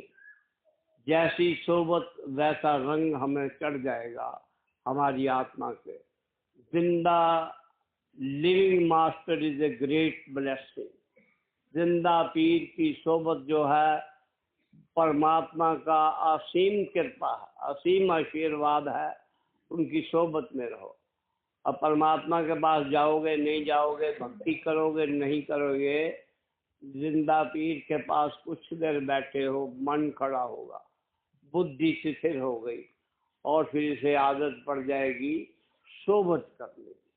अब जब संत की सोबत कर रही, धर्मराय को छोड़ना पड़ता है, बरी करना पड़ता है कि जाओ भाई, एक मेरे पास तो इसका संविधान है नहीं, क्या फल है, लेकिन तुझे एक अपॉर्चुनिटी और देता हूँ मानस तन की, और फिर उसमें जो करना है वो कर ले। तो धर्मराय के कागज फाटे, ये फाड़ देते हैं कागज, इन्हें कोई चुनौती नहीं दे सकता। परफेक्ट मास्टर है, पूरी पावर लेकर आए हैं, इन्हें कोई चुनौती दे नहीं सकता। काल अकाल हो, जो मर्जी हो, परमात्मा भी इनके किए हुए को काउंटर साइन कर देता। हमारे महाराज जी कहते थे, ये संत जन परमात्मा के घर से आया हुआ बाण वापस करने की समर्था रखते हैं। अब वो एक परम संत पूर्ण धनी प्रभु प्राप्त योगी कह रहा है कि परमात्मा के घर से आया बाण वापस कर सकते। तो हमें आचरण नहीं, हमें भरोसा आता नहीं, वो पास रहे हम नहीं जान सकते। तो एक प्रसंग मेरा रह गया, जब स्वामी जी घर में आते थे, लोगों को बताया जाता है हमारे गुरु जी आ रहे हैं, और कई कहते वो आपके गुरु नया धारण कर लिया क्या? आपके तो गुरु सरदार जी है, कृपाल सिंह है, तो गुरु बदल लिया। ये ट्रेडिशन चलती रहेगी। कहने के नहीं, वो हमारे गुरु भाई हैं, वो प्रभु प्राप्त योगी हैं, वो सिंहासन पर बैठे हैं, आप लोग आओ दर्शन करो। अब एक आया डॉक्टर था खुद, कहने गए लड़कियां दो हो गई, लड़का कोई नहीं हो रहा है। स्वामी कहने मौज हो जाएगी, साल वाला आए तो उसके एक लड़का हो गया। दूसरी बात धन्यवाद है, स्वामी कहते एक और हो जाएगा, अब 2 हो गए। मांगने सुनिए, ये दर्शन का फल है। अब उनको ये एडवर्टाइजमेंट करनी हो, ये इच्छा ही पूर्ति करनी हो, तो सारी दुनिया एक ही प्लेटफॉर्म पर आ जाएगी। और रूह देता है, रूह आत्म दान, जब उसके प्रति हम सदगुरु के प्रति समर्पित कर देंगे, तो याद रखो हमें किसी की चिंता करने की जरूरत नहीं। सब अपने अपनी चिंता करें। हम अकेले आए हैं, अकेले ही जाएंगे। ऐसे संत की सोबत मिलना बड़ा कठिन है। क्या लोग आते, एक पैदल ही थी हमारे पड़ोस में, सामने रहती थी, उसका पति फौज से आया था, उसे बताती थी ये फौजी, मुझे कहती थी ये फौजी है ना, इसकी पत्नी चली जाती पढ़ाने के लिए, पीछे से इतनी इतनी सुंदर स्त्रियां आती हैं, कहती है मैं कह नहीं सकती। अब पति को कहती है, अब सामने रह गई है, जन्म से जानती है, लेकिन सोच क्या है कि सुंदर स्त्रियां आती हैं, क्या गुण है। फिर बहन जी को बताती इधर उधर, बहन जी आज वो दो गोरी गोरी आई थी, आज एक सरदार जी साहब थे, आज वो थे। उसे तो पता था सारा कि ये ऐसा चलता ही रहेगा, ये तो मैं अपना मन क्यों खराब करूं। अब वो जब अपने पति को कह दिया तो पति एक दिन कहते हैं ये आपके भैया जी आते हैं, मैं सत्संग में जा सकता हूँ। मैं कहा हाँ भाई जा सकते हो।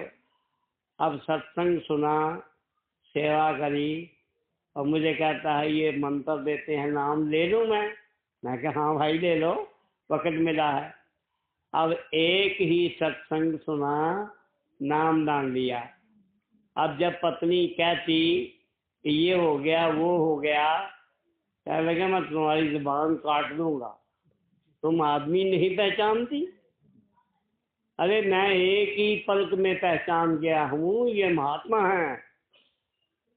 और वो भैया जी को कहती वो चूंकि इन्होंने रिकॉग्नाइजेशन दी है, ये परमात्मा का रूप है, नहीं तो मैं इन्हीं को मानता। उन्होंने कह दिया है ये परमात्मा का रूप है, इसलिए मैं नहीं मानता हूँ। अब वो आई गई होगी, पति देव थोड़ा छोड़ गए, वहाँ गई अपने ससुराल घर में, वहाँ एक एसपीजी पर बैठी। तुम्हारे एक जोगिंदर सिंह थे, कहने को तो टेररिस्ट थे, वो एसटीडी लगा रखी थी, और उसकी दुकान पर फ़ोन करने के लिए गई। फ़ोन करने के लिए देखना पाए, एक साइड में महाराज कृपाल सिंह की फ़ोटो लगी है, एक साइड में स्वामी जी की लगी है, एक साइड में भैया जी की लगी है। अब वो फ़ोन करने के बजाय उन फोटो को ही देखती रही। कहते बहन जी फ़ोन करो और जाओ, क्या देख रही हो। कह ली ये जो बालों वाला है ना, ये हमारे घर के पड़ोस आया करता था, वो हमारे क्लास फेलो हैं, उनके घर आते थे, हम इनका सत्संग सुनते थे। और उसने कहा बैठ जाओ। पत्नी को बोला चाय पकौड़ी लाओ भाई, ये हमारे गुरु जी के दर्शन करती रही है, 6 महीने साल में ये दर्शन करती रही है, इसने मेरे गुरु का देह रूप में दर्शन किया है, चाय पकौड़ी लाओ।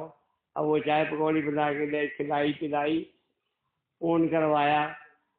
कहने लगी एक बात आपको बताऊं, वो स्वामी जी अब वहाँ नहीं आते हैं। वो स्वामी पता नहीं कहाँ चले गए। बोला तुम आई कहाँ से हो। अब पता दिया, बोला सामने एक रहते हैं, फौजी हैं वो, रामचरण नाम है उनका। अब वो कुर्सी से उठा, उसके पाँव पड़ गई।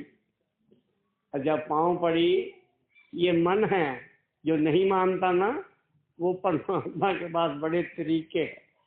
कहने भाई ऐसा क्यों कर रहे हो। कहने लगे वो बाबा जी हैं हमारे, हम उन्हें ही मानते हैं, और तुम रोज दर्शन करती हो। कहते सुबह उठते दर्शन ही उनका होता है, बड़े भागशाली हो। पाँव छुए, अब मन बदला। कोई ताकत ऐसी है, समय और स्थिति का मामला है।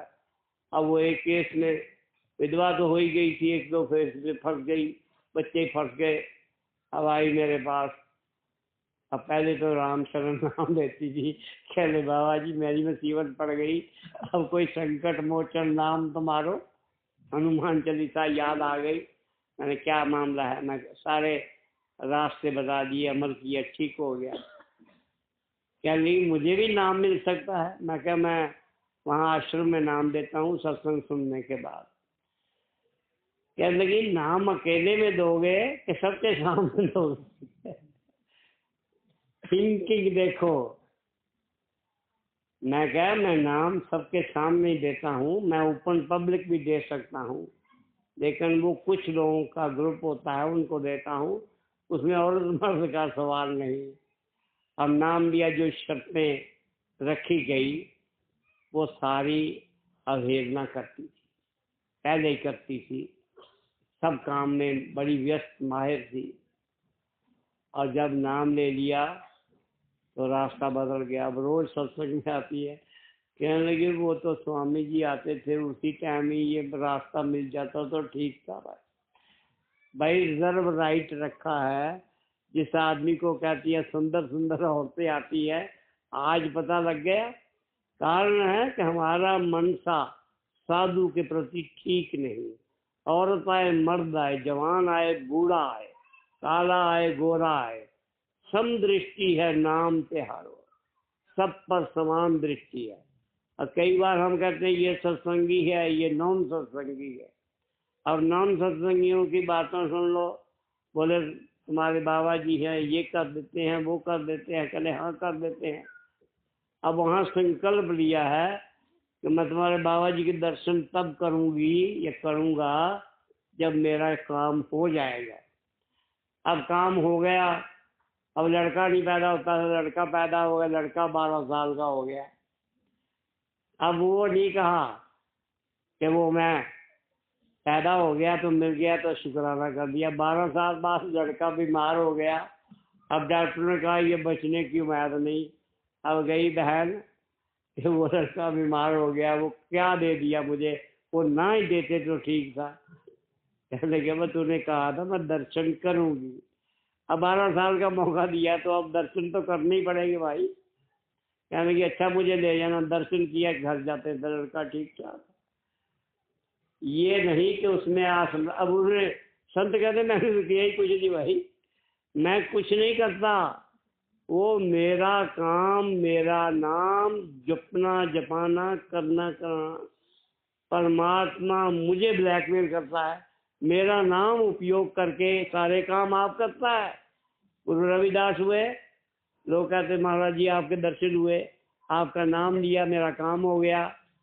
वो मुस्कुराते, कई बार आंसू बहाते, अब देखो मैंने कुछ किया ही नहीं और ये नाम मेरा ले रहे। तो परमात्मा को लाज है हर सेवक की। वो सत्संगी और नन सत्संगी कोई बात नहीं। हमारे यहाँ रिवाज था, पाकिस्तान के लोग यहाँ वैष्णो देवी आते थे, ये काम होगा हम जाएंगे, ये काम होगा हम जाएंगे, नहीं जाते, बच्चे बीमार हो जाते। समझाने वाले समझाते भाई तूने संकल्प लिया था वह देखे खड़े उतरो, और जब वहां से हो आते ठीक हो जाते। जब काल की क्रियाएं ये सारे काम कर सकती हैं तो ये संत क्यों नहीं कर सकते। ये संतों के पास जाने का पूर्ण लाभ हमने अभी तक नहीं उठाया। वो कहते हैं पहले जड़ चेतन की ग्रंथि खोलो, मैंने विधि बताई है, खोल करके ऊपर आओ। जब ऊपर आओगे फिर आगे हम देखेंगे, वहां बताएंगे क्या करना है क्या नहीं। अभी खोला नहीं, थोड़ी सी मस्ती आ गई, कुंवारी आ गई, नशा आ गया। अब क्या देंगे इतना ही बड़ा सफिशिएंट है, अब 2 परोठी खाइए ये हजम कर ले, 100 परोठी खा के क्या करना है। तो ये हमारी सोच लेते हैं। वो धुन को जो हमें सुधा देता है वो मेरा गुरुदेव है। वास्तव में वही सब कुछ है। जो कर्ता करे न कर सके, कर्ता परमात्मा को कहते हैं, गुरु करे तुम्हें। कारण है कि वो कर्ता पुरुष इन संतों का प्रयोग करता है इस आकार में, अब साकार रूप का प्रयोग करता है। वो निराकार है, साकार की जरूरत रहती है। आज देखने जगह संप्रदाय, ये रविदास भवन है, ये कबीर भवन है। आप जितने संत हैं उनके नाम से उनके अनुयायी रोटी पानी खा रहे हैं, पॉलिटिक्स की गेम खेल रहे हैं। किसके नाम से नहीं है? अब राम के नाम से कितनी पॉलिटिक्स चल रही है, कितने साल हो गए। ये उसके नाम को खाते हैं, गृहस्थी है तो उसके नाम का उपयोग करते हैं। इसी चक्रों में ना फंसे रहे। हमें भक्ति करनी अपनी आत्मा को परमात्मा से मिलाने के लिए, बार बार जन्म ना हो, बार बार मरण ना हो और उसमें समा जाए। और जिन लोगों पर नाम लेने पर भी इतनी इतनी बीमारियां, वो अपने जीवन को एनालिसिस करे कि सदगुरु ने जब पहले दिन नाम दिया था हमें क्या समझाया था, ये काम करो, ये काम मत करो। वो बाकी चीज़ों को अमल में करे। और गुरु जी साहब ने कहते हैं कि आज के बाद नारा कोई नहीं लगाएगा, मानने को तैयार ही नहीं। और 50,000 आदमी के सामने कहा, कोई मानने को तैयार नहीं। अकेले में बिठा के कहते हैं, फिर भी मानने को तैयार नहीं। तो जब ना मानोगे कहना, तो कई किस्म की हमारे अंदर विकार आएंगे। कोई माने वे कह न हमारी, कोई माने भाई, कहा हिंदू माने, मुसलमान करे, सिख हो, ईसाई हो, यहूदी हो, पारसी, कोई मान ले, नाम दिया है नहीं दिया। जब संत का कहना मान करके चलेंगे तो पीछे पीछे हरी फिरे कहत कबीर कबीर। वो परमात्मा हमारे साथ रहेगा। अब साथ तो अभी भी है। अब एक ही चार पर गए स्त्री पुरुष सो रहे हैं और सारी उम्र मेल नहीं हुआ। हमारी ये गति है। एक ही जिस्म के अंदर परमात्मा, संत सदगुरु परमात्मा रह रहा है। आज दिन तक मेल नहीं, थोड़ी सी रोशनी हुई, थोड़ा सा चमत्कार हुआ, और उसी में तृप्त है। इसी में तृप्त में जब तक एक मेक ना हो जाओ, 2 in 1, तब तक हम संतुष्ट ना रहे। तो ये हमारा भक्ता है, ये हमारा गुरुदेव है, और वो हमारी धुन को सुनाता है। वो धुन हमारी रक्षक है, हमारे दुनिया के कामों में भी रक्षा करती है। और गुरुदेव जो अदृश्य रूप है, बिटवीन पावर है, वो हमारी रक्षा करती है। तो महाराज से शुरू किया है, अब अपने तक खत्म कर दूंगा। ये ताकत कैसे प्रकट होती है? अंदर वैराग हो। तो मुझे मिला, फौजी मिला, इकट्ठे भर्ती हुए थे, जीडी सिपाही था। अब सो सुबह 2 बजे उठ के करता, हरे कृष्णा हरे राम। अरे वो नींद का टाइम है, तुम हरे कृष्णा हरे राम करते हो, तो परेशान हो जाते। अब मैं ऐसा, मुझे देखा, मैं भी 2 बजे बैठा हूँ, बुक्कल मारी है, 4 बजे 5 बजे उठा हूँ। एक दिन मेरे पास आ गई, कहते बाबू जी आप क्या करते हो? मैं कहा परमात्मा की भक्ति करता हूँ, नाम जपता हूँ। कहता नाम तो मैं भी जपता हूँ, ये सब लोग देखते हैं, सुनते हैं। मैं कहा तुम्हारे नाम ये सुनते हैं, गाली कितनी देते? मैं कहा मुझे किसी ने गाली की है? नाम मैं भी जपता हूँ, मैं भी अपनी मियाँ के पास जाता हूँ, किसी ने देखा है? कहने लगे नहीं, तो वो रास्ता मुझे भी बता दो। मैं कहा रास्ता तो मैं बता नहीं सकता, तुम एक बात याद रखो कि हे परमात्मा, जिस घट में तुम प्रकट हो उससे मेरा मेल करा दो। ये काम परमात्मा का है। ये परमात्मा सत्संगियों द्वारा, जिनका परमात्मा पर, गुरु पर भरोसा है, उनके मुंह से कह पाता है। अब आत्मा बड़ी पवित्र थी, वो अपनी कहानी सुनाने लगा। पहले मैं एक सन्यासी के पास गया और उसे हाथ जोड़ के कहा मुझे परमात्मा से मिला दो। सन्यासी काफी उम्र का था, कहते हट्टे कट्टे जवान हो, परमात्मा के मिलने की तुझे क्या जरूरत है? परमात्मा को तो अभी तक मैं नहीं मिला, मेरे मन में कोई इच्छा नहीं। तुम हट्टे कट्टे जवान हो, अगर परमात्मा है तुम फौज में भर्ती हो जाओ, तुझे परमात्मा मिलेगा। अब देखो, जिस सन्यासी ने आप परमात्मा को देखा नहीं, वो कह रहा है। अब सोचा, अब ये कह रहे हैं, 100 साल की उम्र है, तो इनका कहना मानना जो भी, फौज में भर्ती हो गई, वहाँ मेल हुआ। अब मुझे आना था, प्रेम इतना, मेरा समोसा खाओ, मेरी चाय पियो, मेरे साथ बैठो, 2 बातें सुनाओ।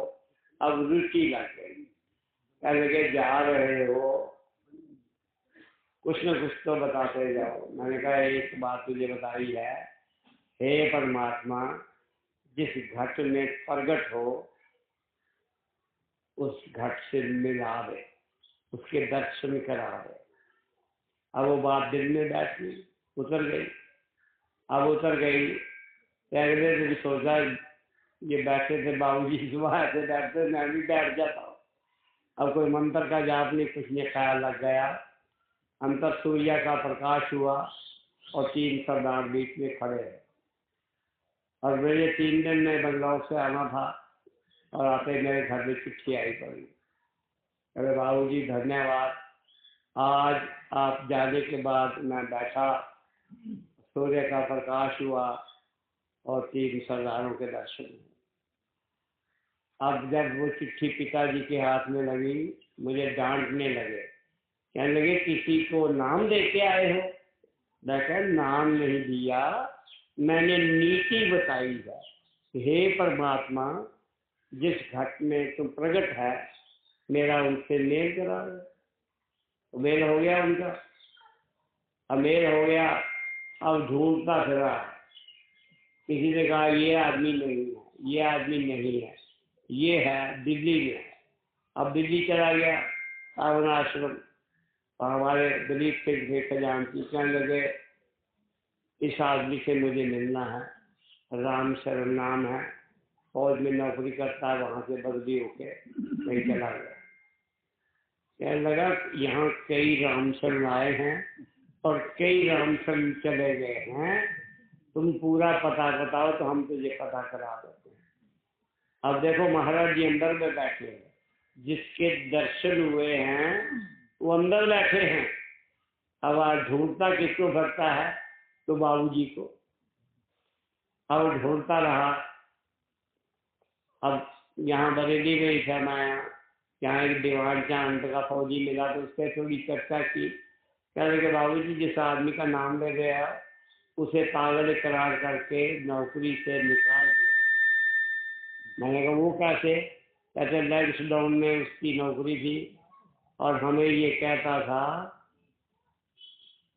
कि ये मेरी राइफल पकड़ो, क्वार्टर गार्ड ड्यूटी पर मेरी राइफल पकड़ो, और मेरे गुरुजी साहब ने करियाने की दुकान पर आ गए और राइफल पकड़ा के घंटा तक चला जाता, बाद में हंसा हुआ आता और आकर के कहने लगे मिल गए गुरुजी। कहते गुरुजी बड़ी दूर चले गए। कहते मैं तो दौड़ दौड़ के थक गया, और जब वापस आए तो देखा फिर वो साहब नहीं बैठे। अब वो कौन गुरुजी? वही सलवार और कोट वाले हैं। अब सब ये बता हुई तो वो केस चला गया हॉस्पिटल में, मेंटल डिक्लेयर करके नौकरी से निकाल दिया। अब ढूंढता फिरता है आर्मी की यूनिटों में, बाबूजी मिले, उनसे बात हो। अब इतनी बड़ी आर्मी है, यहाँ बाबूजी कहाँ मिलेंगे? कोई एड्रेस हो पता हो तो जा सकता है, लेकिन उनका कहना था मैं सब जगह ढूंढ मारा। आप वो सोचा वो जलंधर के रहने वाले, मैं जलंधर ही चलता हूँ। और छुट्टी गया था, कोट पैंट टाई लगा रखी है, महाराज जी आ रखे, 3 दिन का सत्संग था। वो आदमी मेरे सामने खड़ा हो गया। अब इतनी बड़ी दाढ़ी हुई, शरीर में बू आ रही है, कपड़े मैले, पता नहीं 2 महीने से नहाया नहीं, मेरे सामने आके खड़ा हो गया। कहले बाबूजी यहाँ कोई काम है ना?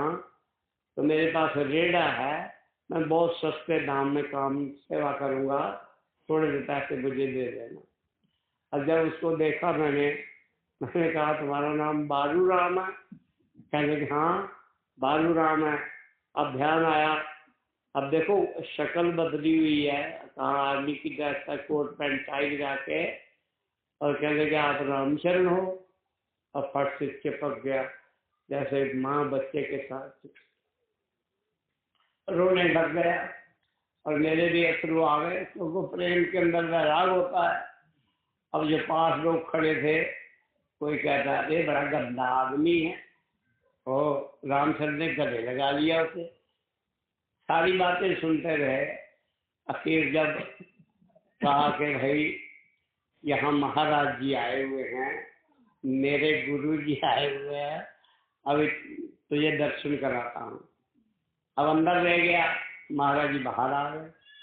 और महाराज जी को मैंने कहा महाराज जी ये परमार्थी जीव है।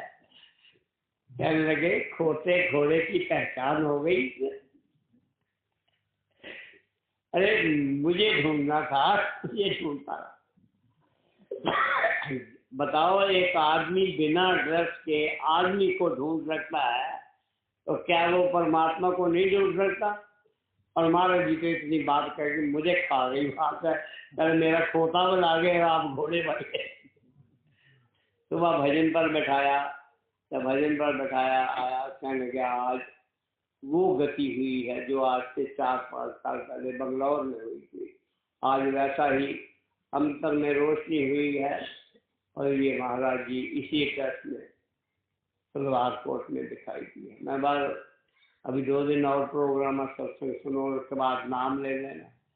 और नाम लिया, मैंने कहा हमने यहाँ आश्रम बनाया, वहाँ ठहर दो। कहता कौन आश्रम देखता है, अब तो घर चलता हूँ। आश्रम मुझे मिल गया है, गुरु जी मिल गए, नाम मिल गया, मेरा काम हो गया। अब बताओ भाई, वहाँ उसको किसने कहा कि नाम ले लो? वो अपने आप परमात्मा साधन एक श्रेष्ठ संगी पर पेट रखा, हे परमात्मा जिस घट में प्रकट हो। ये नीति है, शब्द नीति है, जिसको याद करोगे वो याद करेगा। और दुनिया में जिससे थोड़ा लगाव उसे याद करते रहते हैं, 40 साल बाद मिले तो भी याद करते हैं। मुझे कई आदमी मिले 30 साल बाद, मैं कहता तुम्हारा ये नाम है, कहते हैं हम तो याददाश्त खत्म हो गई है, आपकी याददाश्त कर ले। मैं कहता स्कूल में पढ़े हो, इसके बाद स्कूल में पढ़े हो, मैट्रिक मेरे साथ पढ़ा, तुम्हारा नाम ये है, कह लगे बड़ी याददाश्त है। याददाश्त वो भूल नहीं सकते, कारण है कि जिनकी सुर नाम से लगी है उन्हें सब कुछ याद। अब जब ऐसी भक्ति निष्काम होकर के एक आदमी करता है कि परमात्मा जिस घट में प्रकट हो वो दर्शन दे। हमने नाम लिया, सत्संग भी किया, सोबत की, लेकिन आज तक वो गति नहीं हुई। सीधी और सरल बात है, जिसके लिए हमने इंटरेस्ट दी, परमात्मा की भक्ति करने की, नाम की भक्ति। स्वामी महाराज हनुमान ने लिखी एक हनुमान चालीसा, और कहा 40 दिन जो भजन करेगा उसे राम के दर्शन होंगे। इधर स्वामी जी महाराज नाम दिया, अनुभव कुछ नहीं हुआ। और जिन लोगों ने उनके सत्संग सुने हैं कहते 40 दिन करूंगा, अगर कुछ हुआ तो मान लूंगा, नहीं तो छोड़ देंगे। बात बड़ी बिहार की है। 40 दिन भजन किया, उसके सुबह 2-2.5 घंटे, 40 दिन में अंतर पट खुल गए, दिव्य दृष्टि हो गई, आर पार की बातें जानने लगी। क्यों भाई, क्या किया है गुरु ने? अब कहे हमें तो अनुभव नहीं दिया। अरे अनुभव वो मैं तो कहता हूँ उसी दिन संत बना देता है। तुम नहीं बनना चाहते तो तुम्हारी मर्जी है, ये तुम्हारे हाथ में है। तो अपने टेक की इस शब्द भेदी के साथ जुड़े रहो। यही गुरुदेव हैं, यही धुन है, यही नाम है। और सब कुछ कहने के बाद ये कहूँ कि ये परमात्मा के पूरक। वो मौला जो है आदमी बन के आया, भेख बदल के आया है। देखता है कौन कौन उसे चाहने वाला। हम कहते हैं हमारे तो सिर में पीड़ होती है, महात्मा जी सिर में हाथ रख दिया, दूर हो गए। दूसरी बार कोई और को लंबा ले देते। तो महाराज जी बताते हैं मैंने जिंदगी में एक ही सवाल किया है कि महाराज जी इतनी देर क्यों की? कहेंगे सरदार जी यही समय उपयुक्त था। इस समय की बात जरूर है, जब तक काल भगवान क्लियरेंस नहीं दे सकता संत का मेल नहीं होता। 40 साल संत के पास रहते रहो, बातें करते रहो, जो मर्जी को वो नहीं भेज देता। जब मौज धड़ी की होगी तब हमें पता लगेगा कि हाँ उसके चिंतन से, उसके मनन से हमें आसरा जीने का मिल जाए। हम तो यही चाहते हैं दुनियादारी काम होते रहे और गुरु को पीछे देखेंगे, परमात्मा को पीछे देखेंगे, पहले हमारे दुनिया के काम होते हैं। अरे वो उस काम में भी खरा उतरता है। एक है मांगने का भी तरीका है, बना रखा है, अरे मांगना भी आता है। तो जो हम सही तरीके से जब मांगते रहेंगे वो दाता रहेगा। हम मांग मांग के थक जाएंगे, वो दाता दे दे करके थके नहीं। कहे बाबा जी तो ऐसे ही बातें ही करते रहते हैं, ये टरकाते ही रहते हैं, ये बातों बातों में दिल की तह में चले जाते हैं। ऐसा कुछ नहीं, जो प्रैक्टिकल जीवन में है वो परमात्मा हमारा समर्थ पुरुष है, वो सद्गुरु है, वो दाता है, उसका काम ही देना है। अब जो वो देता रहेगा, हम पीछे क्यों हटते हैं। अपना पलंदा बनाए रखो। मैं कई बार बनाता था, आज महाराज जी को ये कहूँगा, आज ये कहूँगा, बात अभी याद आई है, वक्त पर भूल जाती है, तो क्या करूँगा मैं। डायरी रखी, पिछला हो, ये भी कहूँगा, ये भी कहूँगा, ये भी कहूँगा, ये भी कहूँ। अब 10 बातें लिख दी। तो हमारे एक बुजुर्ग से वो कहते हैं, भूल जाता हूँ सब कुछ तेरी सूरत देखकर। तो डायरी रखी की रखी रह जाती थी। वो इतनी आकर्षण ताकत है सदगुरु, वो ख्याल को खींच लेता, अपने कंट्रोल में ले लेता। तब घर आए तो बोला ये बात कह रही थी, अब वो कह रही थी, कह रहे क्या, उसके पास पहुंच गई है, उसने सुननी है। वो चाहता है तो मुझे ही ले लो, अपने पाले में रख लो, क्या जरूरत पड़ी है इधर उधर की चीजें मांगने की।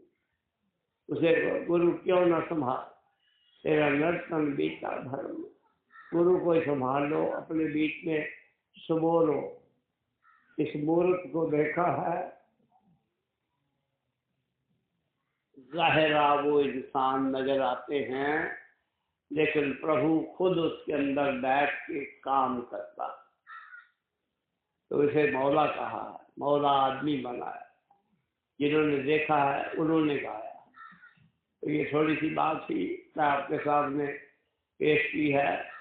अपने इष्ट पर भरोसा रखो, और सबसे बड़ी चीज जो मैं कहता हूँ, 100 काम छोड़ के सत्संग में जाओ, 1000 काम छोड़ के भजन करो, रास्ता अपने आप ही तय हो जाएगा।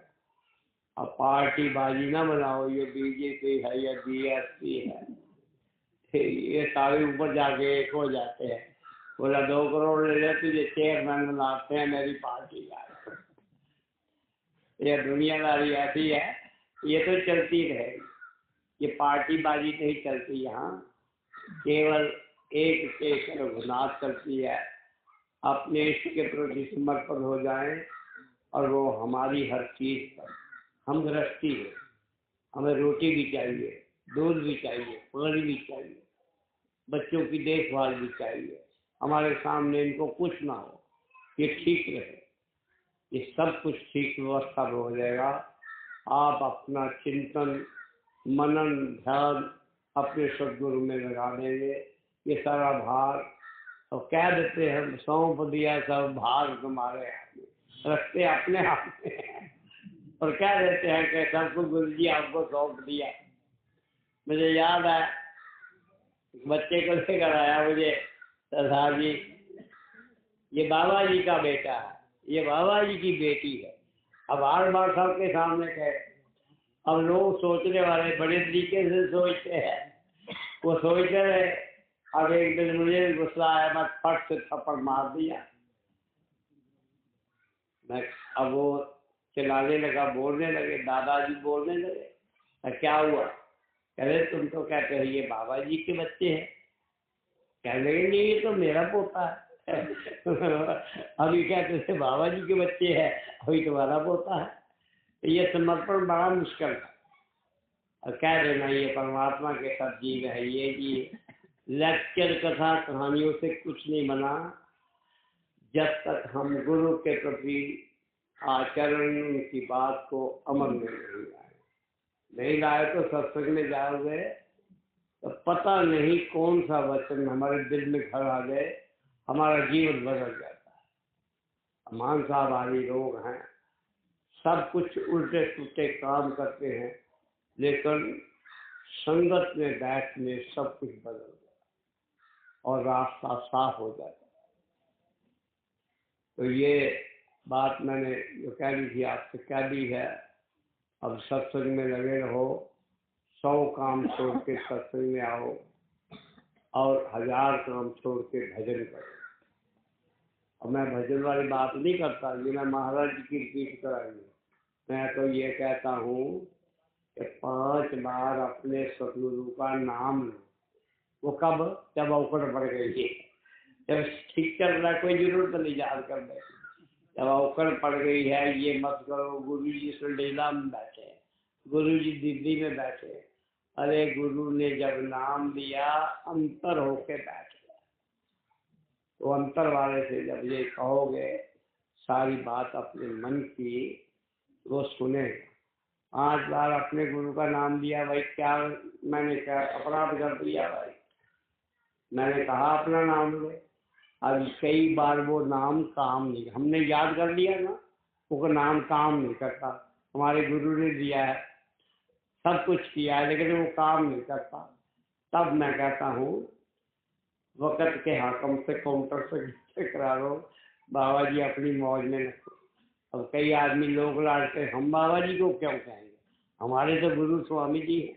अरे भाई स्वामी जी से करा लो, कौन मना करता है? और स्वामी जी ना कर दें तो क्या करोगे भाई?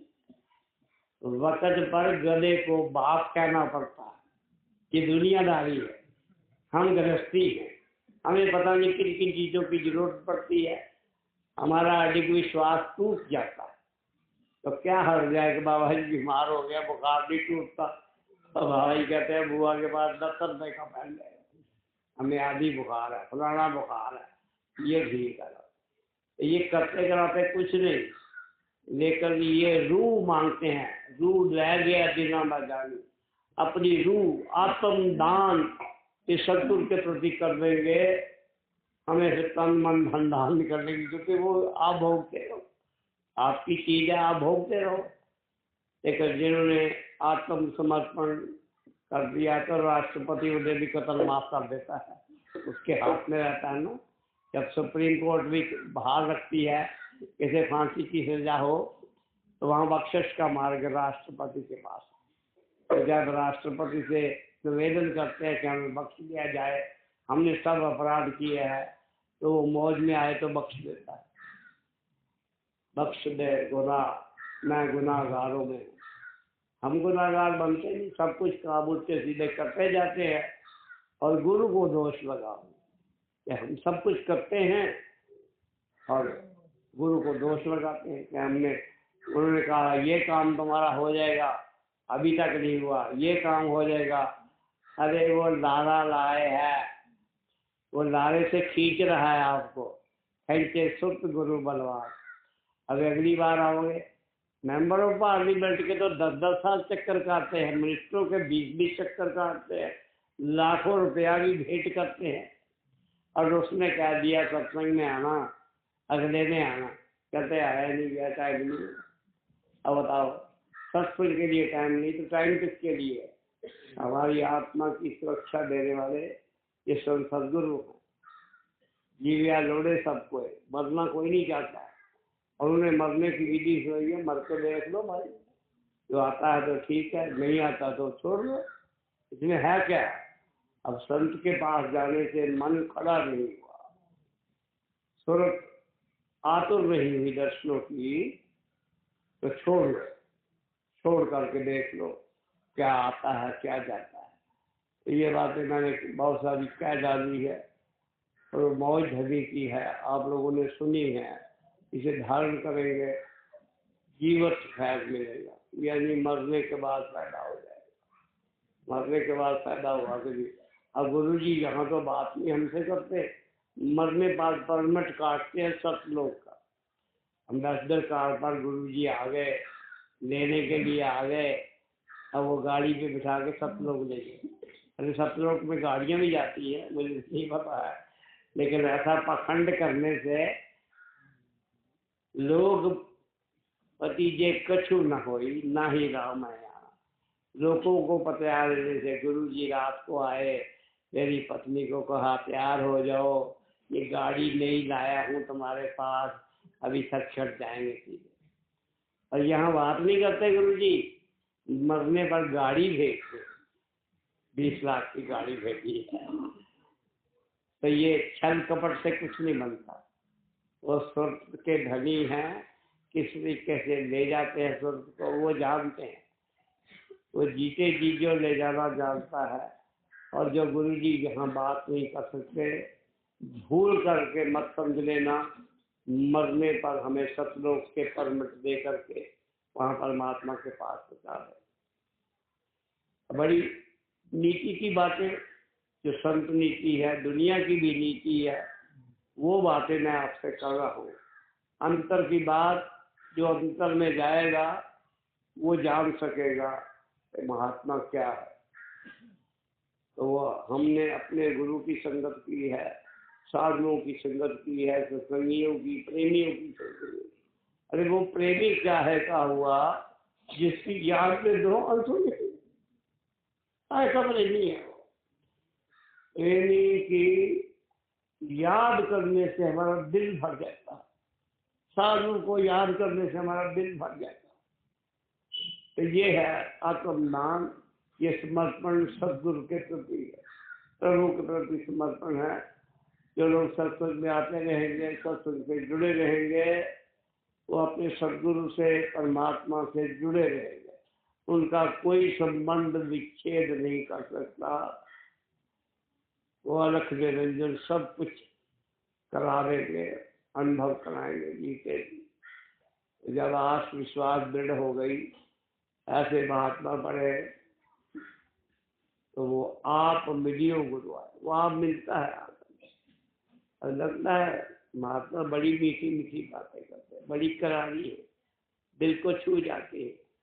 अरे जिंदगी में एक बात सुन ली और मौका नहीं मिला सत्संग का, मरने पर खड़ा हो जाएगा। ऐसे कई लोग हुए हैं जो धर्मराज के दरबार पे संत खड़े हुए हैं और कहा इसने मेरे लंगर का पानी पिया था, और है कोई सजा तुम्हारे पास, है कोई फल तुम्हारे पास?